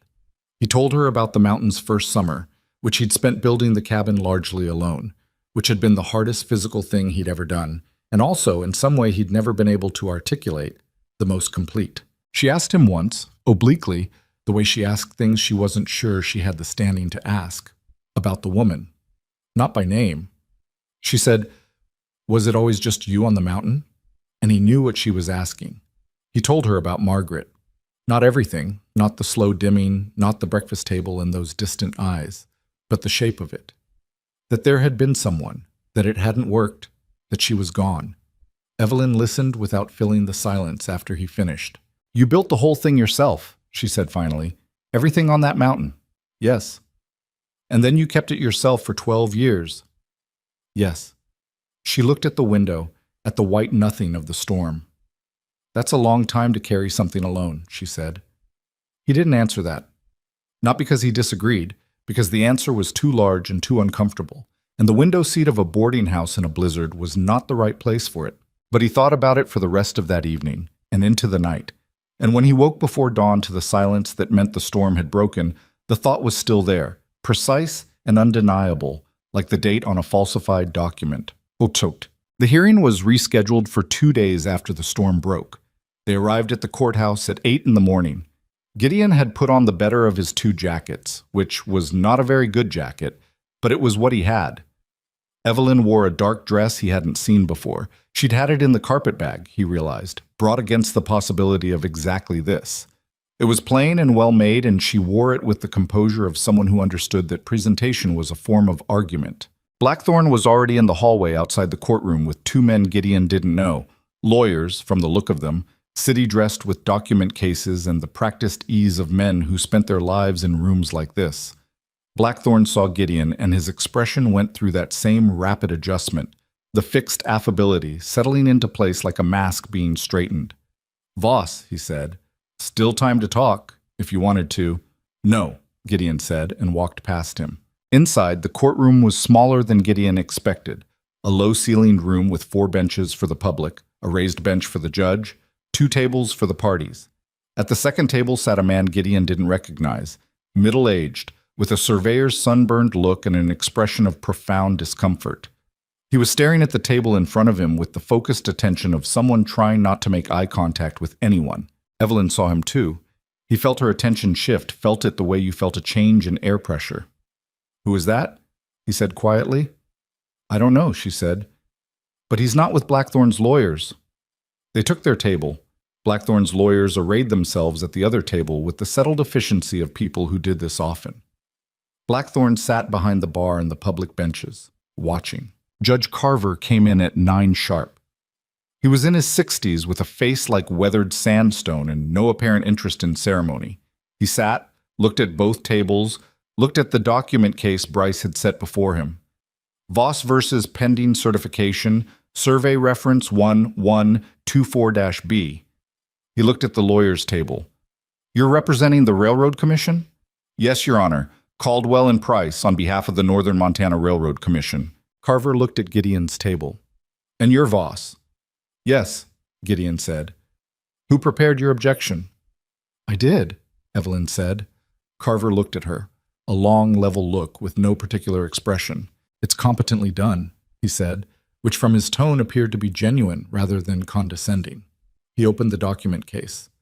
The central contention is the authorization date discrepancy on the commission order. October 19th survey, November 4th commission authorization. He looked up. "Counsel, I'd like your explanation of this." The lead lawyer, Caldwell, or Price, Gideon didn't know which, rose with the ease of a man who'd prepared for this. "Your Honor, clerical error. The date on the commission order was transcribed incorrectly when the records were transferred to the land office. The original commission was authorized on October 3rd, then produce the original commission documentation," Carver said. A pause. Barely a pause. A trained pause. The kind that looked natural. "We would request a brief continuance to retrieve those records." "You've had 10 days since this objection was filed," Carver said. "I won't be granting a continuance for records you should have had at this table this morning," Caldwell adjusted. "Your Honor, The date discrepancy is a minor administrative matter that it is or it isn't, Carver said. If the commission was authorized on October 3rd, you have documentation to that effect. If you don't have documentation, I have to work with the documentation that exists, which shows an authorization dated 2 weeks after the survey it purports to authorize. He looked down at the papers again. I also note that the original survey of this parcel, filed with the deed in 1876, places the northeast boundary marker at a position approximately 300 yards north of where this new survey places it. Surveys can be corrected when produce the October 3rd commission record, Carver said, today, or we proceed on the existing record. Caldwell conferred with his colleague in low, rapid tones. Gideon sat still. Beside him, Evelyn's hands were flat on the table. He could see the slight tension in them. Not fear, he'd learned to read her well enough to know the difference. Focus. The tension of someone holding very still because stillness was the right thing to do. Then the man at the side table stood up. Everyone looked at him. Your Honor, he said. His voice was not steady. My name is Robert Cutler. I was the surveyor contracted for survey reference 1124-B. Carver looked at him. You're not on either party's witness list. No, sir. I came on my own. He was gripping the edge of the table. I've been meaning to come forward for 3 weeks. When I saw the filing notice in the Millhaven Register, He stopped, swallowed. The commission order I received was dated October 3rd, but the order I received, it wasn't a real commission order. I know that now. I was told it was routine. I was paid in advance cash before I started the survey. Another stop. I didn't ask enough questions. I should have. The boundary markers I set them where I was told to set them, not where the legal description said. The room was very quiet. Carver was looking at Cutler with the expression of a man recalculating everything. You're saying you falsified a survey on instruction, Carver said. I set markers where I was directed to set them instead of where the deed described, Cutler said, which was a careful distinction but not a sufficient one, and from his expression he knew it. I was told it was a legitimate resurvey. I was told the deed description had a known error. Who told you that? Cutler looked at the table in front of him. Then he looked up, past Gideon's table, to the public benches where Victor Blackthorne sat. He didn't say the name. He didn't have to. Carver followed the look. Blackthorne's face had gone carefully, completely still. The affability finally gone, replaced by something that was just calculation, just the bare machinery of a man deciding what to do. Gideon looked at Evelyn. She was looking at Cutler with an expression that was almost, not pity, not exactly, something more complicated. The expression of someone who understood what it cost to stand up and say a thing you'd spent weeks not saying. Carver looked at Caldwell. Counsel, I'd suggest you confer with your client about what documents you're going to want to produce and what your instructions are going forward. He looked back at the room with the flat efficiency of a man who'd seen this kind before and had no patience for the longer version. This hearing is recessed until 2 o'clock. At 2 o'clock, I want real documentation or I want a withdrawal. Those are the options. He stood. Everyone stood. In the brief noise of movement and the scrape of chairs, Blackthorne's voice came from the public benches, quiet, directed at no one in particular, but audible. This isn't finished, he said. Gideon turned and looked at him. Blackthorne was looking back with those flat, calculating eyes. The mask completely gone now, and what was underneath it was not warm. It is in this room, Gideon said. Blackthorne looked at him for a long moment. Then his eyes moved to Evelyn. He held her gaze for just a beat longer than he needed to, which was a message of its own kind. Then he stood and walked out. Gideon turned back to the table. Evelyn was gathering their documents with precise, controlled movements. Her hands were not entirely steady. He didn't say anything about that. Cutler, he said quietly. Yes. She aligned the papers. He came on his own. He's been carrying it. How did he know we'd filed? The filing notice in the Millhaven Register, he said. It's public record once it's filed. She looked up. He might have been looking for it, waiting to see if someone pushed back. She paused. Or he might have just reached his limit on his own. Gideon thought about a man sitting with a thing he'd done. With the money he'd taken and the markers he'd set wrong and the knowledge of what it meant for the man whose land those markers had cut into. Sitting with it for weeks, watching the storm build, watching the calendar, reaching his limit. Either way, he said. Either way, she agreed. They walked out of the courtroom into the hallway, and the daylight through the courthouse windows was cold and clean, and somewhere in the building behind them, Robert Cutler was presumably still sitting at his table, having said the thing he'd come to say and not yet knowing what it was going to cost him. Gideon stopped in the hallway. "He'll need representation," he said. "Cutler, when this proceeds." Evelyn looked at him. "He came forward," Gideon said. "I'm not... He did wrong, but he came forward. That means something." She looked at him with that particular careful attention, the look that meant she was seeing something she hadn't expected. "Yes," she said. "It does." They stood in the courthouse hallway, and the 2 o'clock hearing was still 4 hours away, and Blackthorn was somewhere in this building or in this town deciding what came next, and the mountain was 2 days' ride behind them covered in snow, and Dutch was at the homestead keeping the fire going and the animals fed and the gate watched. It wasn't over. Gideon knew it wasn't over, knew it the way he knew weather, the way he knew what that look in Blackthorn's eyes meant when it had stripped off the pleasantness and shown the thing underneath. But it was no longer only his fight. He looked at Evelyn standing beside him in the courthouse hallway, in her plain dark dress with the documents under her arm, and he thought about the Reeve farmstead and the dying fire and the pen moving across the paper in the dark.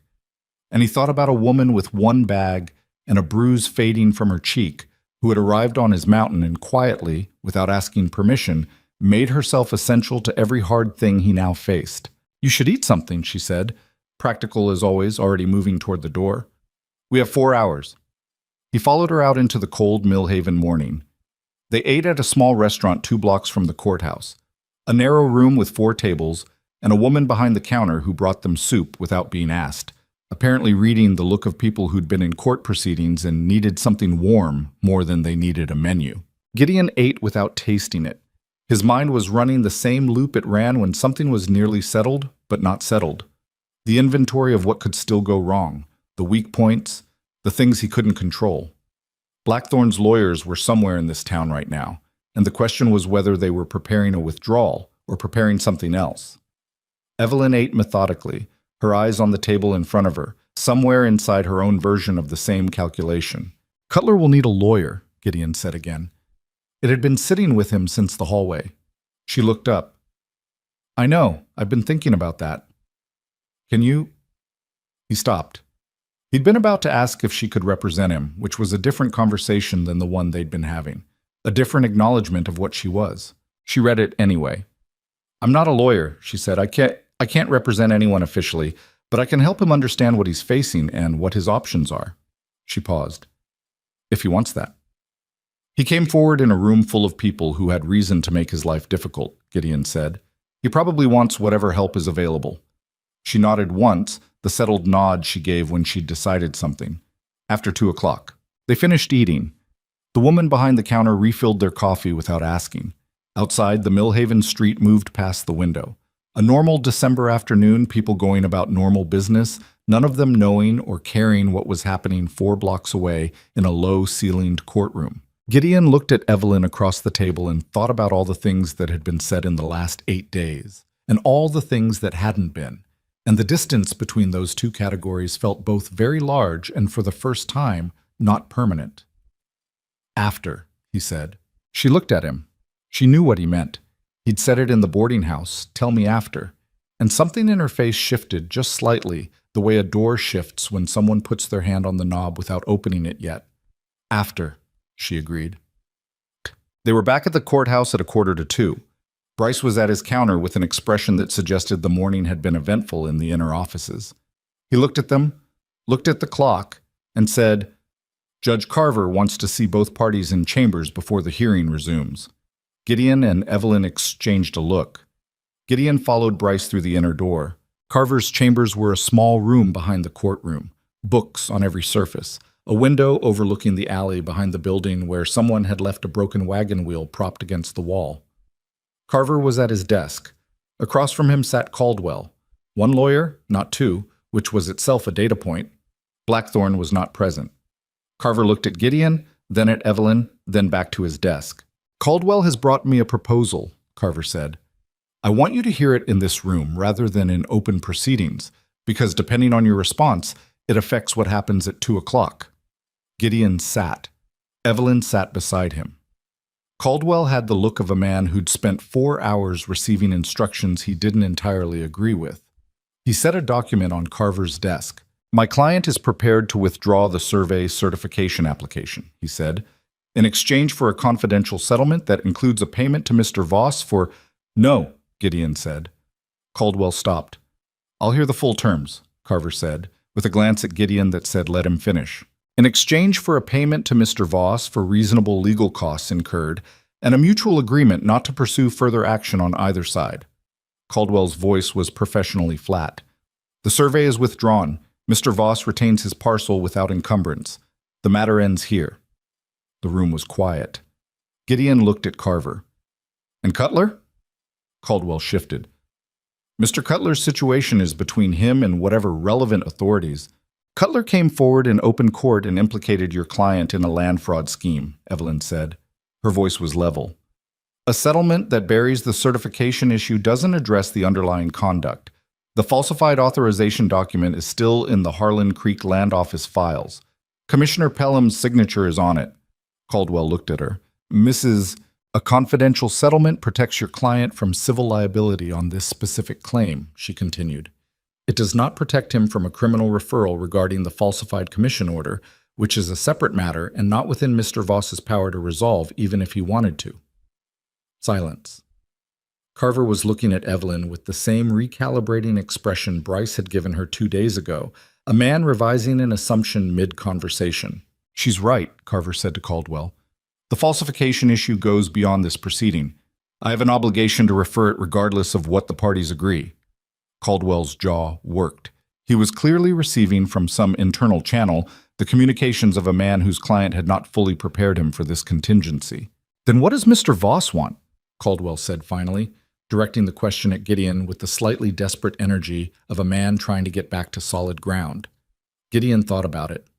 He thought about the mountain, about 12 years of work, about the Alderson barn burning in October, about 2 families who'd taken the money and lost their ground anyway, probably, in the long run, because men like Blackthorne didn't stop when they got one parcel, they moved to the next. I want the survey withdrawn, he said, formally, on the public record, not confidentially.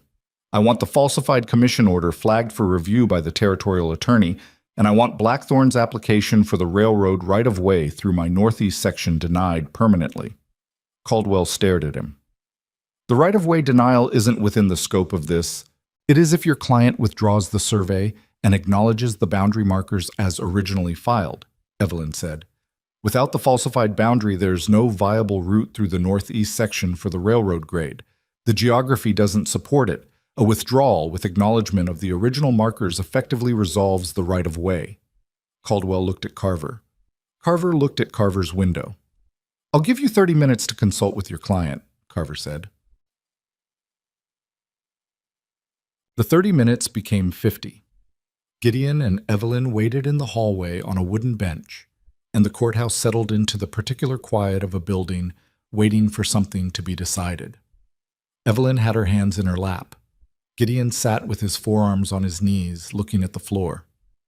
If he says no, Gideon said, then we proceed at 2 o'clock with Cutler's testimony on the record, and Carver makes a determination, she said, which Blackthorne's lawyers know will go against them.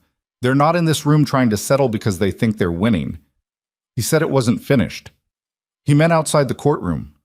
She was quiet for a moment. Men like Blackthorne have a sequence. First the paperwork, then the settlement, then— She didn't finish. Then the Alderson approach, Gideon said. Maybe. She looked at the courthouse wall across from them. But it's harder to do that after a public withdrawal and a criminal referral. It draws attention to him specifically. He's more visible now than he was when he thought this was a quiet administrative matter. That doesn't make it impossible. No, she said, it doesn't. He looked at her profile, the set of her jaw, the lines around her eyes that were faint. But there, the mark of a person who'd spent years in situations where she had to be careful. When we get back, he said. Dutch is going to have opinions about security arrangements. Dutch seems like a man with opinions about most things. He is. He's usually right. Gideon paused. I'm going to listen to him this time. She turned and looked at him. You don't always? I listen. I don't always. He stopped. I've gotten used to making decisions alone. It's a hard habit. She held his gaze for a moment. There was something in her expression, not quite a smile, not quite not one. I know, she said. The inner door opened. Bryce leaned out. Judge Carver's ready. They filed back in. Caldwell was already at his table, his document case open, his expression resolved into something professional and closed. Blackthorne was not in the public benches. That absence was its own kind of answer. Cutler was still at his side table, Gideon noticed. Still there, after 4 hours. Still gripping the edge of it. Carver settled at the bench and looked at both tables. Counsel, he said to Caldwell. Caldwell stood. Your Honor, my client withdraws Survey Reference 1124-B in its entirety. The withdrawal is unconditional and entered on the public record. My client further acknowledges the boundary markers as established in the original 1876 survey of the Voss parcel. Carver wrote. He wrote for longer than seemed necessary, which Gideon read as deliberateness, a man making sure the record was complete. The withdrawal is accepted and entered, Carver said. The certification application is void. The original boundary markers stand as filed. He looked up. Regarding the authorization date discrepancy in the commission order, I'm referring that document to the Territorial Attorney's Office for review.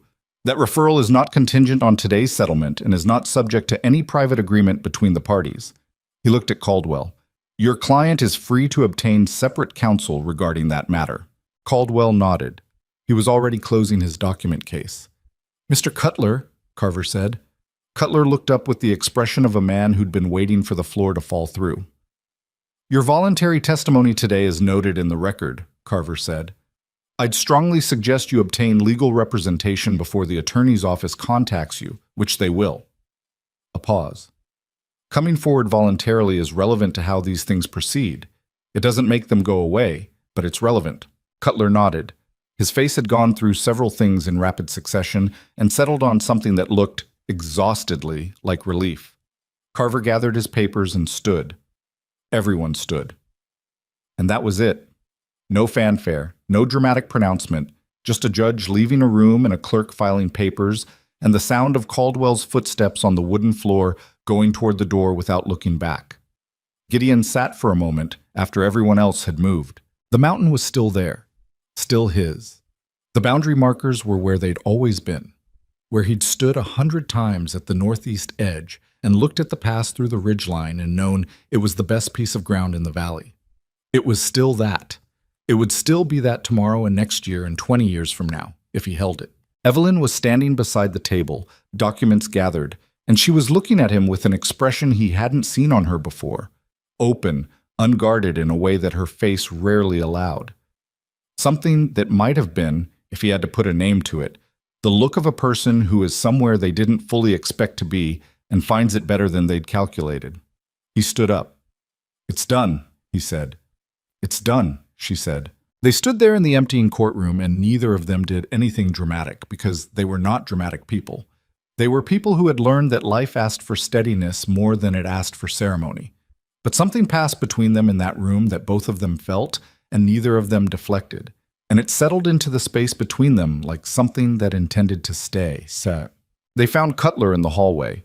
He was sitting on the same bench where Gideon and Evelyn had waited, his hat in his hands, turning it slowly. He looked up when they approached. His face braced for something, judgment, maybe, or anger. Gideon stopped in front of him. You came forward, Gideon said. Cutler looked at his hat. Took me long enough. You came forward, Gideon said again. Not forgiving, not condemning, just the fact of it. Cutler looked up. I didn't know it was your land, specifically when I started. I mean, I knew there was a deed holder. I knew the markers I was setting were wrong, but I told myself I didn't know. He stopped. That's not true. I knew enough. I just needed the money, and I told myself it was a small thing. 300 yards, Gideon said. 300 yards. Cutler's voice was hollow. I've spent 30 years doing honest survey work. 30 years. He shook his head.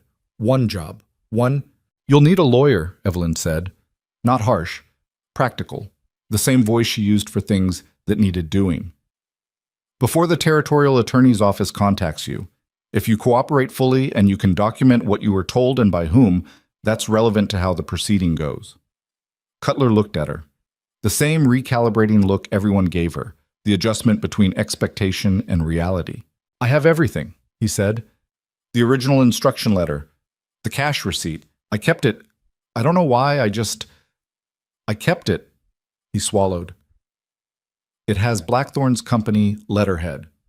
Evelyn was still for a moment. Keep that, she said carefully. Keep it somewhere safe. Not at your home or your office. Somewhere he can't access. She paused. Do you understand why I'm saying that? Cutler looked at her, and something in his expression told Gideon that Cutler had heard about the Alderson barn too. Yes, Cutler said. I understand. They left him on the bench. Outside, the afternoon had gone cold in the way December afternoons went cold, abruptly, like a door closing. The light was already failing, the mountains west of town catching the last of it on their upper faces while the valley went to shadow. Gideon untied the horses from the rail where they'd stood patient all day. He checked their feet, checked the tack, ran his hand along the near horse's neck the way he always did before a road. We should stay another night, he said. Start home in the morning with the full day. Yes, Evelyn said. He helped her up, not because she needed it, but because the gesture had become natural somewhere in the last 10 days, and she accepted it the same way, without comment, without either of them making it into something it wasn't quite yet.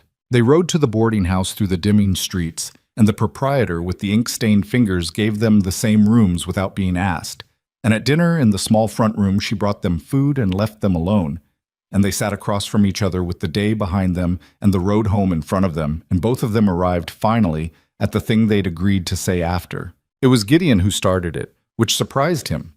He was not a man who started things. But the day had done something to him, or maybe the last 8 weeks had, and sitting across from her in the warm front room with the day's work done, the 12 years of practiced silence felt less like armor and more like a habit he'd outgrown without noticing. What you did in that courtroom, he said, and in the land office, and in that barn in the Reeve place at 10 at night, writing the objection with your coat on. He stopped. You didn't have to do any of that. You came here for... I wrote honest work and fair ground. That's not this. She looked at him steadily. It's exactly this, she said. Honest work and fair ground. That's all I asked for. You asked for a household to manage, not a land fight. You asked for a capable woman, she said. I am a capable woman. This is what capable looks like. Something shifted in her voice, quieter, more careful. I didn't come here just to cook and keep the fire. I came here because I needed somewhere to put what I know, somewhere it would matter. She looked at the table. It mattered here. He sat with that. It did, he said. She looked up. It does, he said. The correction deliberate, present tense. The fire in the small hearth across the room put its warmth into the space between them, and neither of them moved toward or away from the other, and the evening held still for a moment in the particular way evenings hold still when something real is being said. I want to stay, she said. Not a question. I know, he said. I want to stay because I want to, she said. Not because I have nowhere else. I need you to understand that. He looked at her. This woman who had arrived on his mountain with one bag and no complaint, and had spent 6 weeks quietly becoming the most essential person in his life, who had done it not by softening herself to fit the space he'd left, but by being exactly, stubbornly, specifically herself. I understand that, he said. I need you to understand something too. She waited. I'm not easy to live with, he said. I know that. I go quiet for days. I'm better with horses than people. I spent 12 years making sure I didn't need anyone, and that's not a small thing to undo.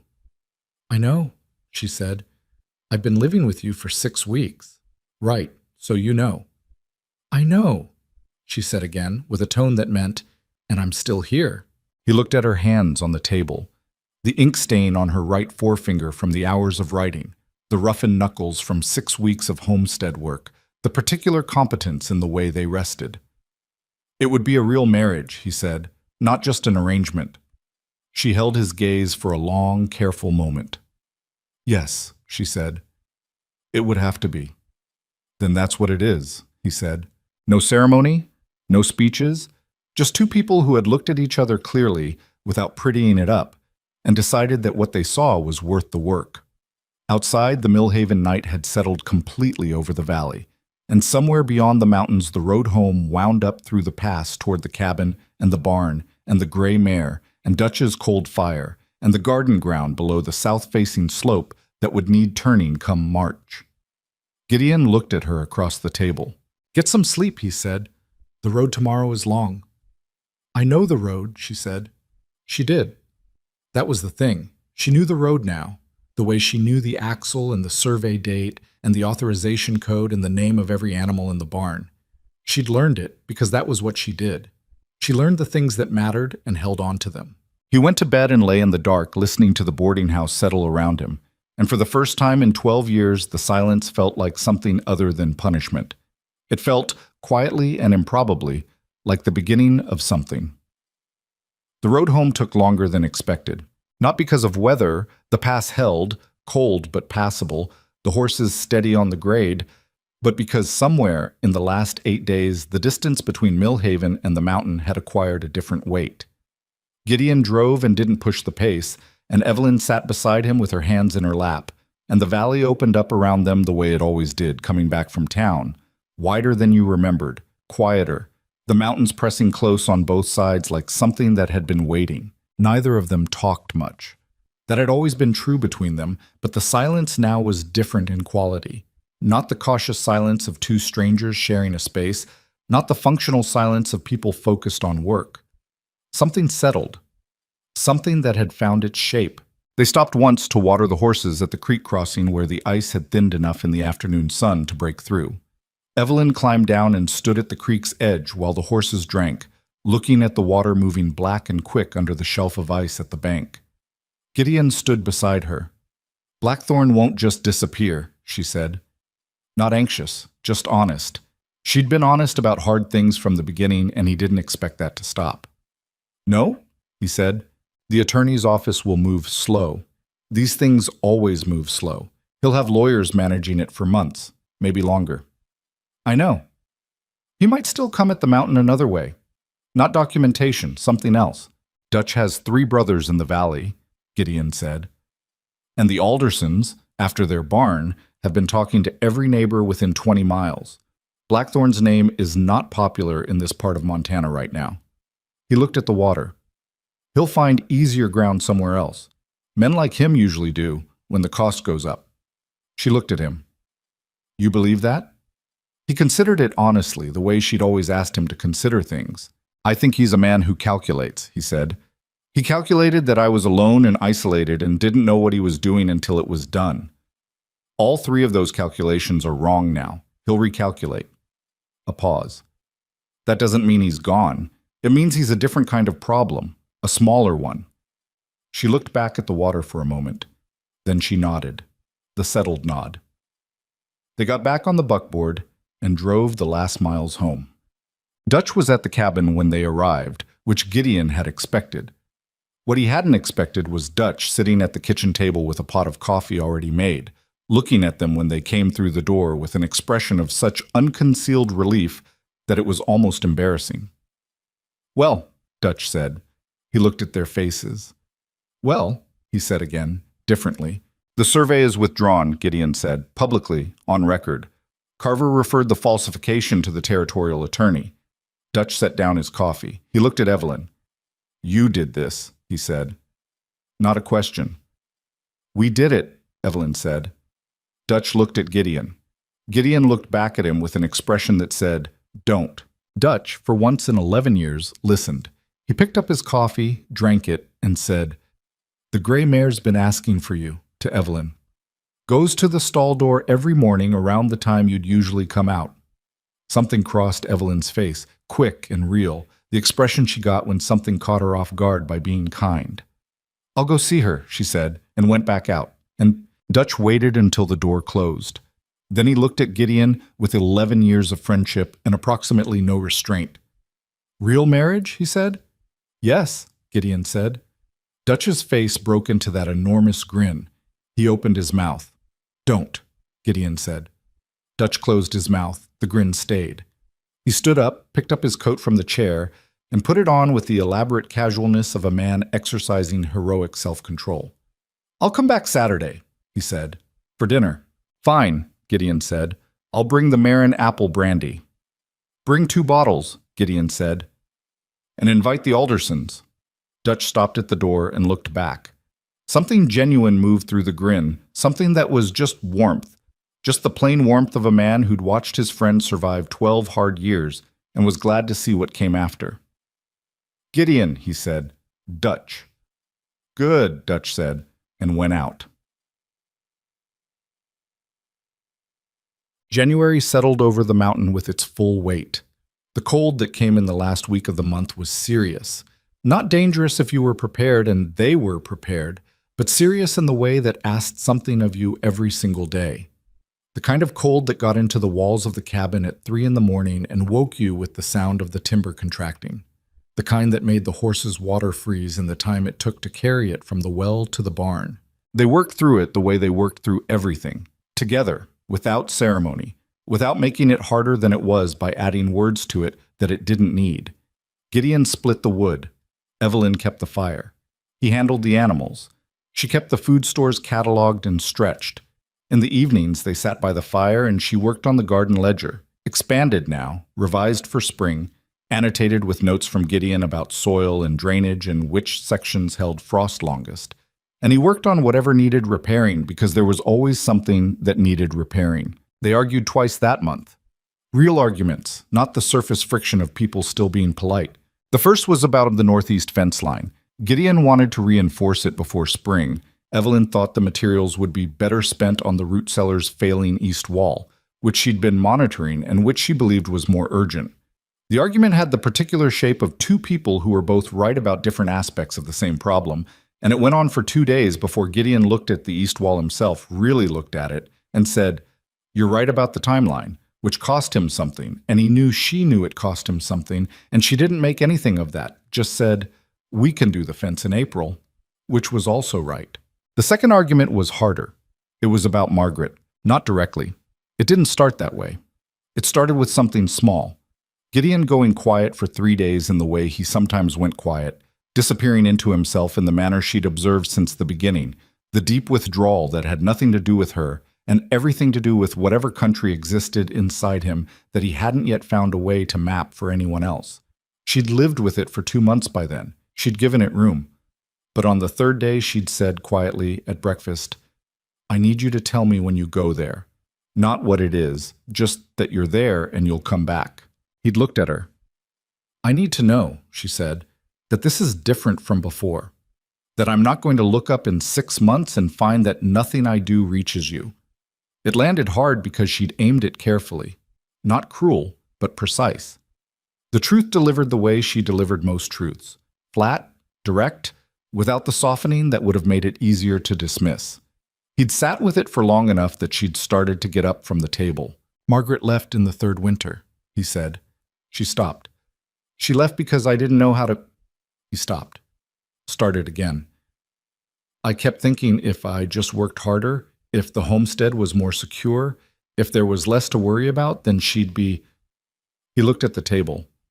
"I thought the problem was the mountain. It wasn't the mountain. It was that I didn't know how to let someone in, and I didn't know that." Evelyn sat back down. "I'm telling you now," he said, "that I go somewhere sometimes and it's not about you. It's a habit, a 12-year habit. I'm trying to break it." He looked at her directly. "I will tell you when I'm there. If you'll tell me when I've done something that makes you feel like you're repeating a mistake." Her jaw tightened slightly. "You're not the only one with old damage," she said. "I know. The man in Philadelphia," she said. "The household. I get careful sometimes. Careful in a way that's not about you. That's its own thing." "I know," he said. "I've seen it." She looked at him. "You have?" "The way you check the gate before you come in. The way you listen for horses on the trail before you relax. He said it without judgment, just the observation. I notice things. She was quiet for a moment. Something moved through her expression, the discomfort of being seen accurately, which was a different discomfort than being seen wrong. We're both bringing damage to this, she said. Yes, he said. That's what people do. She looked at the fire. He looked at her. I'm not going to stop being difficult, she said. I'm not either, he said. Then we're agreed, she said. It wasn't a resolution, not the kind that wrapped things up cleanly. It was more like two people planting a stake in the ground together and agreeing, roughly, that this was where they were going to stand. That was enough. That was actually more than enough. Muck. February brought a thaw that didn't last, and then a cold snap that was worse than January, and by the time March arrived, they were both slightly worn at the edges in the way winter wore people on a mountain. Not broken, just used up and ready for something green. The letter from the territorial attorney's office arrived on the first day of March, carried by a rider from Harlan Creek who'd clearly been waiting for the pass to clear enough to make the trip. It was addressed to Gideon, but Evelyn was at the table when he opened it, and he read it aloud because there was no reason not to.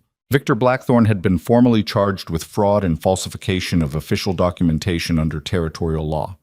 Commissioner Pelham had resigned his position and was cooperating with the investigation. Robert Cutler had entered a full cooperation agreement and would not face criminal charges in exchange for complete testimony.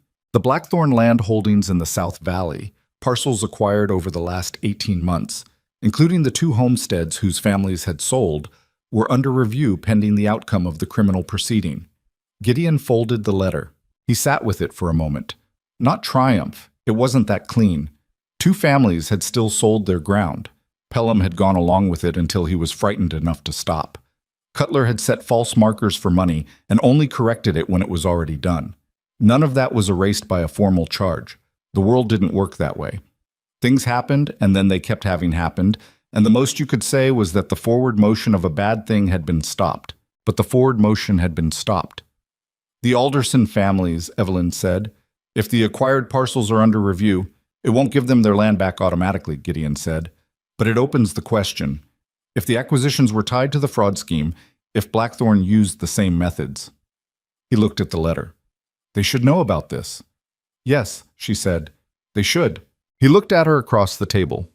The morning light was coming through the window at the angle it came in March, lower than winter, longer, the particular quality of light that was not yet warm but was no longer entirely cold.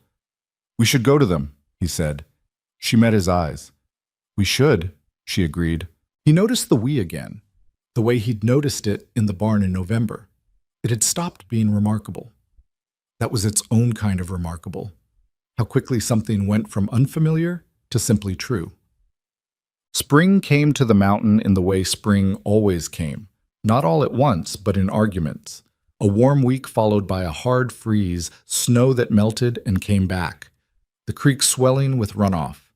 Then one morning in early April, Gideon walked out before dawn, and the air had a smell that had been absent for 5 months, something green underneath the cold, and he stood in the yard and breathed it and knew the season had turned. He went back inside and Evelyn was already up. She usually was, had been since the first week. And she was standing at the window with her coffee, and she looked at him when he came in and said, "It's turned, hasn't it?" "Yes," he said. She looked back out the window at the pre-dawn dark.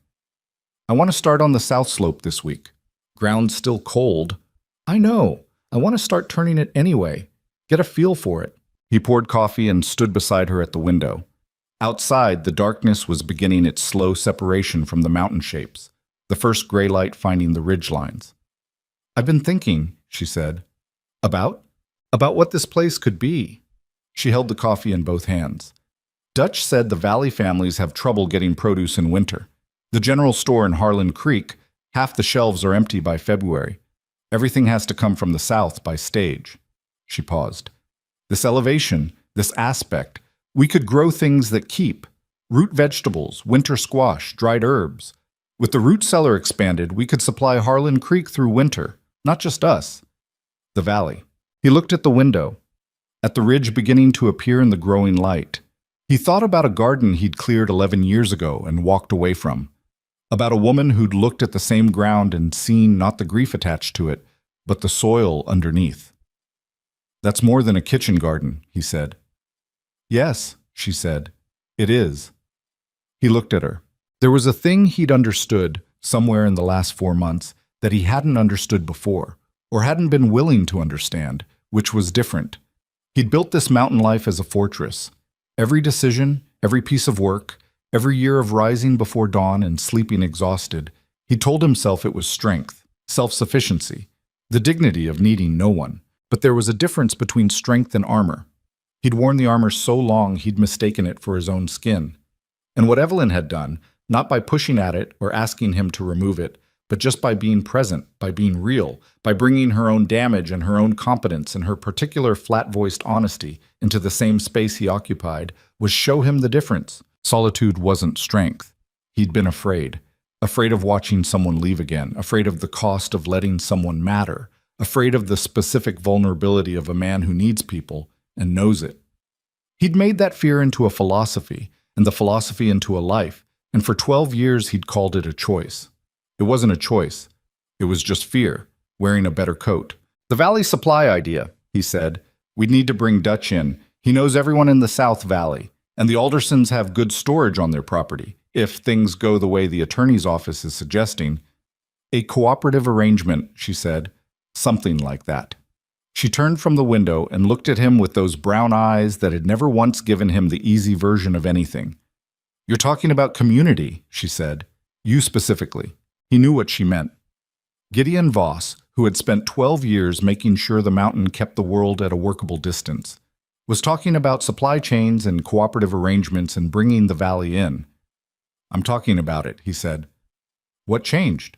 He looked at her, at the gray morning light on her face, at the coffee in her hands, at the ledger on the table behind her, the garden plans that had grown from 4 pages to 12, the neat columns of what to plant and when and where, the notes in the margins that were his handwriting and hers alternating without any particular plan. "I got less afraid," he said. She held his gaze. "That takes time," she said. "It took about 4 months in a land fraud proceeding," he said. Something genuine moved through her face, the closest thing she had to a laugh, which was a controlled brightness in the eyes and the almost smile, here and gone quickly the way good things moved through her. "We should get to work," she said. "We should," he agreed. 6. They were married in April, on a Thursday, in the Harlan Creek Courthouse with Dutch Marin and 2 of the Alderson family as witnesses. The ceremony was short. The judge who performed it was not Carver. Carver was in Millhaven, but a local justice of the peace who read the words from the book and looked at both of them when they said theirs and seemed, in the way of people who do this work long enough, to recognize the particular quality of 2 people who mean what they're saying. Evelyn wore the dark dress. Gideon wore his better jacket, which Evelyn had mended the previous week without saying anything about it, so that he'd found it hanging on the peg with the frayed cuff repaired and the button properly reattached. He'd looked at it for a moment and then taken it down and put it on. Afterward, Dutch produced a bottle of the Marin apple brandy, and the 6 of them stood on the courthouse steps in the April cold and drank it. And Dutch made a speech that Gideon cut short after the second sentence, and Helen Alderson, who was 50 and had seen a great deal, looked at Evelyn and said simply, "Good woman," in a tone that meant the specific thing it was meant to mean, the recognition between people who've had to hold something hard and did. Evelyn received it without deflecting. "Thank you," she said, and meant it. On the ride back to the mountain, Gideon drove and Evelyn sat beside him the way she always sat, straight, hands in her lap, eyes on the landscape, and the valley opened around them in the April green that was just beginning, the first tentative color after months of white and gray. "You should know," she said, somewhere on the middle section of road, "that I'm not good at being easy to live with either." "I know," he said. "I've noticed. I have opinions about most things. I've noticed that too. And I'll keep working on the legal side of things, Cutler's case and the Alderson review. I can't just keep house and let that part of myself—" "Evelyn," he said. She stopped. "I know," he said. "That's why I married you." She was quiet. He kept his eyes on the road. "That's the most straightforward thing you've ever said to me," she said finally. "Don't get used to it," he said.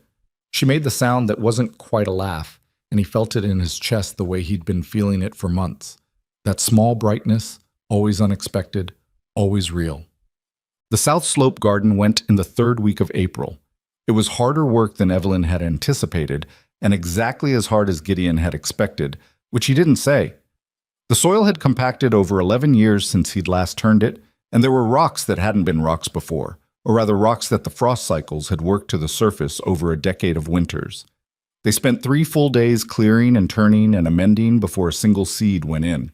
Evelyn worked beside him without complaint, and without pretending it wasn't hard. On the second day she came in at noon with her hands bleeding at the knuckle where the shovel handle had worn through her gloves, and she looked at it with the matter-of-fact expression of someone taking inventory of a problem, and she went to the shelf for the lard tin and treated it and went back out. He watched her go and thought about the bruise on her cheek the day she'd stepped off the stagecoach, about the woman who had arrived on his mountain with one bag and no softness and no illusions, who had calculated the risk and found it acceptable and come anyway, who had brought herself fully, specifically, without apology, to a life that was hard and had made it something worth having. He thought about what it meant that she was still here, not just that she'd stayed, but that she'd stayed as herself, that she hadn't diminished, hadn't smoothed herself down to fit the space, hadn't become quieter or smaller or easier. If anything, she'd become more definite, more present, like something that had found the right kind of ground and was putting down roots. He thought about what Dutch had said once, in a different context, about the difference between surviving and living. Gideon had been surviving for 12 years. He'd been good at it. He'd built a life that could withstand almost anything the mountain threw at it. He'd just built it to withstand everything, including the things that weren't threats, including warmth, including need, including the ordinary human requirement of being known by someone else and knowing them back. He was learning to live again. It was slower than surviving and less straightforward, and it required a kind of attention he'd let atrophy.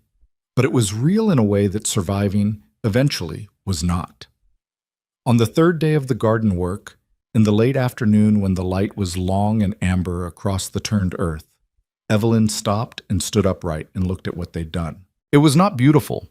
It was a rough rectangle of turned mountain soil with rocks piled at the edges and stakes driven to mark the rows, in a clearing that still showed the ghost of its 11 years of neglect. It was functional and hard-won and imperfect.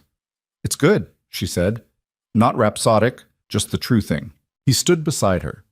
The south-facing slope fell away below them toward the valley, and in the distance the ridgeline of the Bitterroot caught the last of the afternoon, and the air smelled of turned earth and the first real warmth of the season. "I walked away from this ground 11 years ago," he said. She looked at him.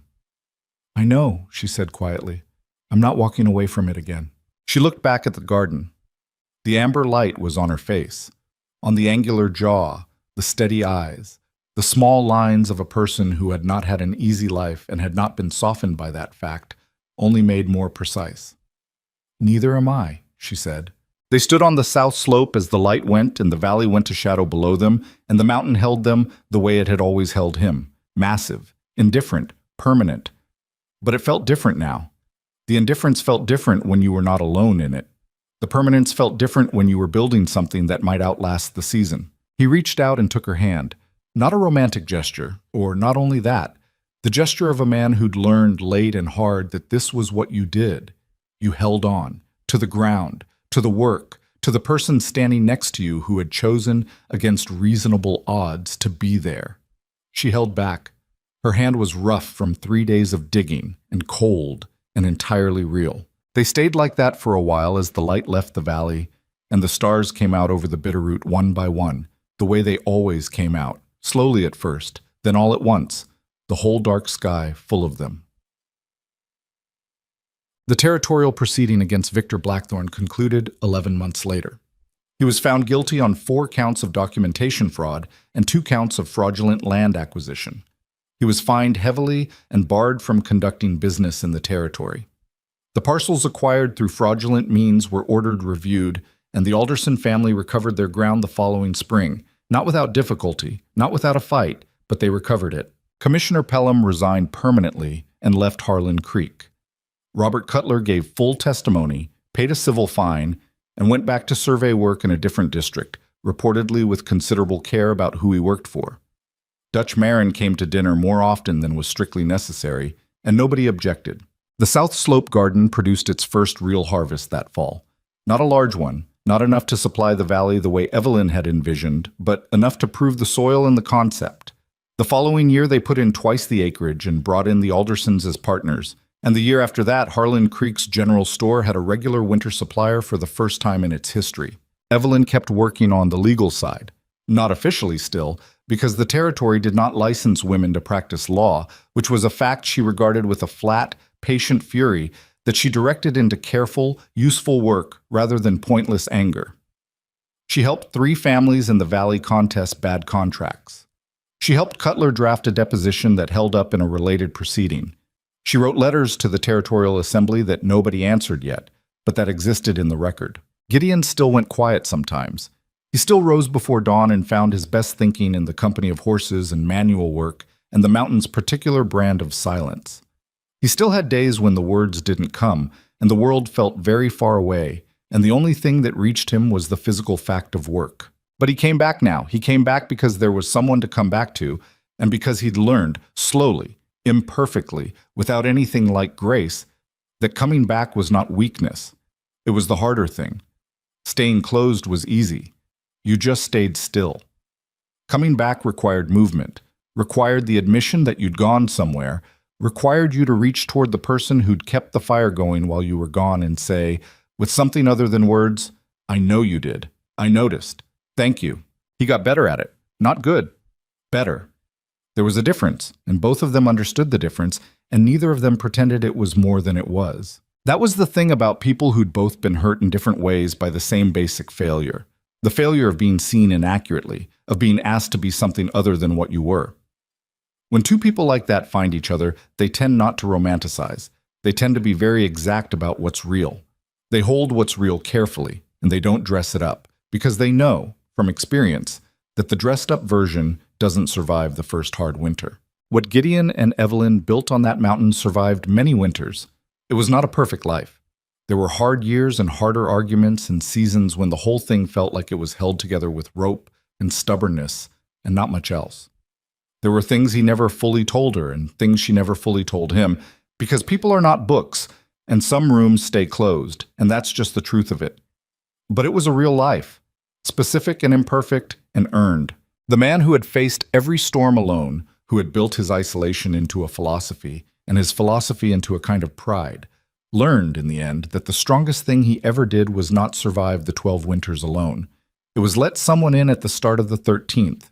And the woman who had arrived with 1 bag and a fading bruise and a head full of legal knowledge and nowhere to put it, who had calculated the risk and found it acceptable and stepped down from the stagecoach into the cold Montana November and looked at a hard-faced man who didn't want her there, found in the end what she'd actually been looking for. Not just ground to stand on, ground that was worth standing on, ground she'd helped fight for and helped build and could finally call her own. The mountain kept them both. And they kept each other. That was enough. That was, as it turned out, more than enough.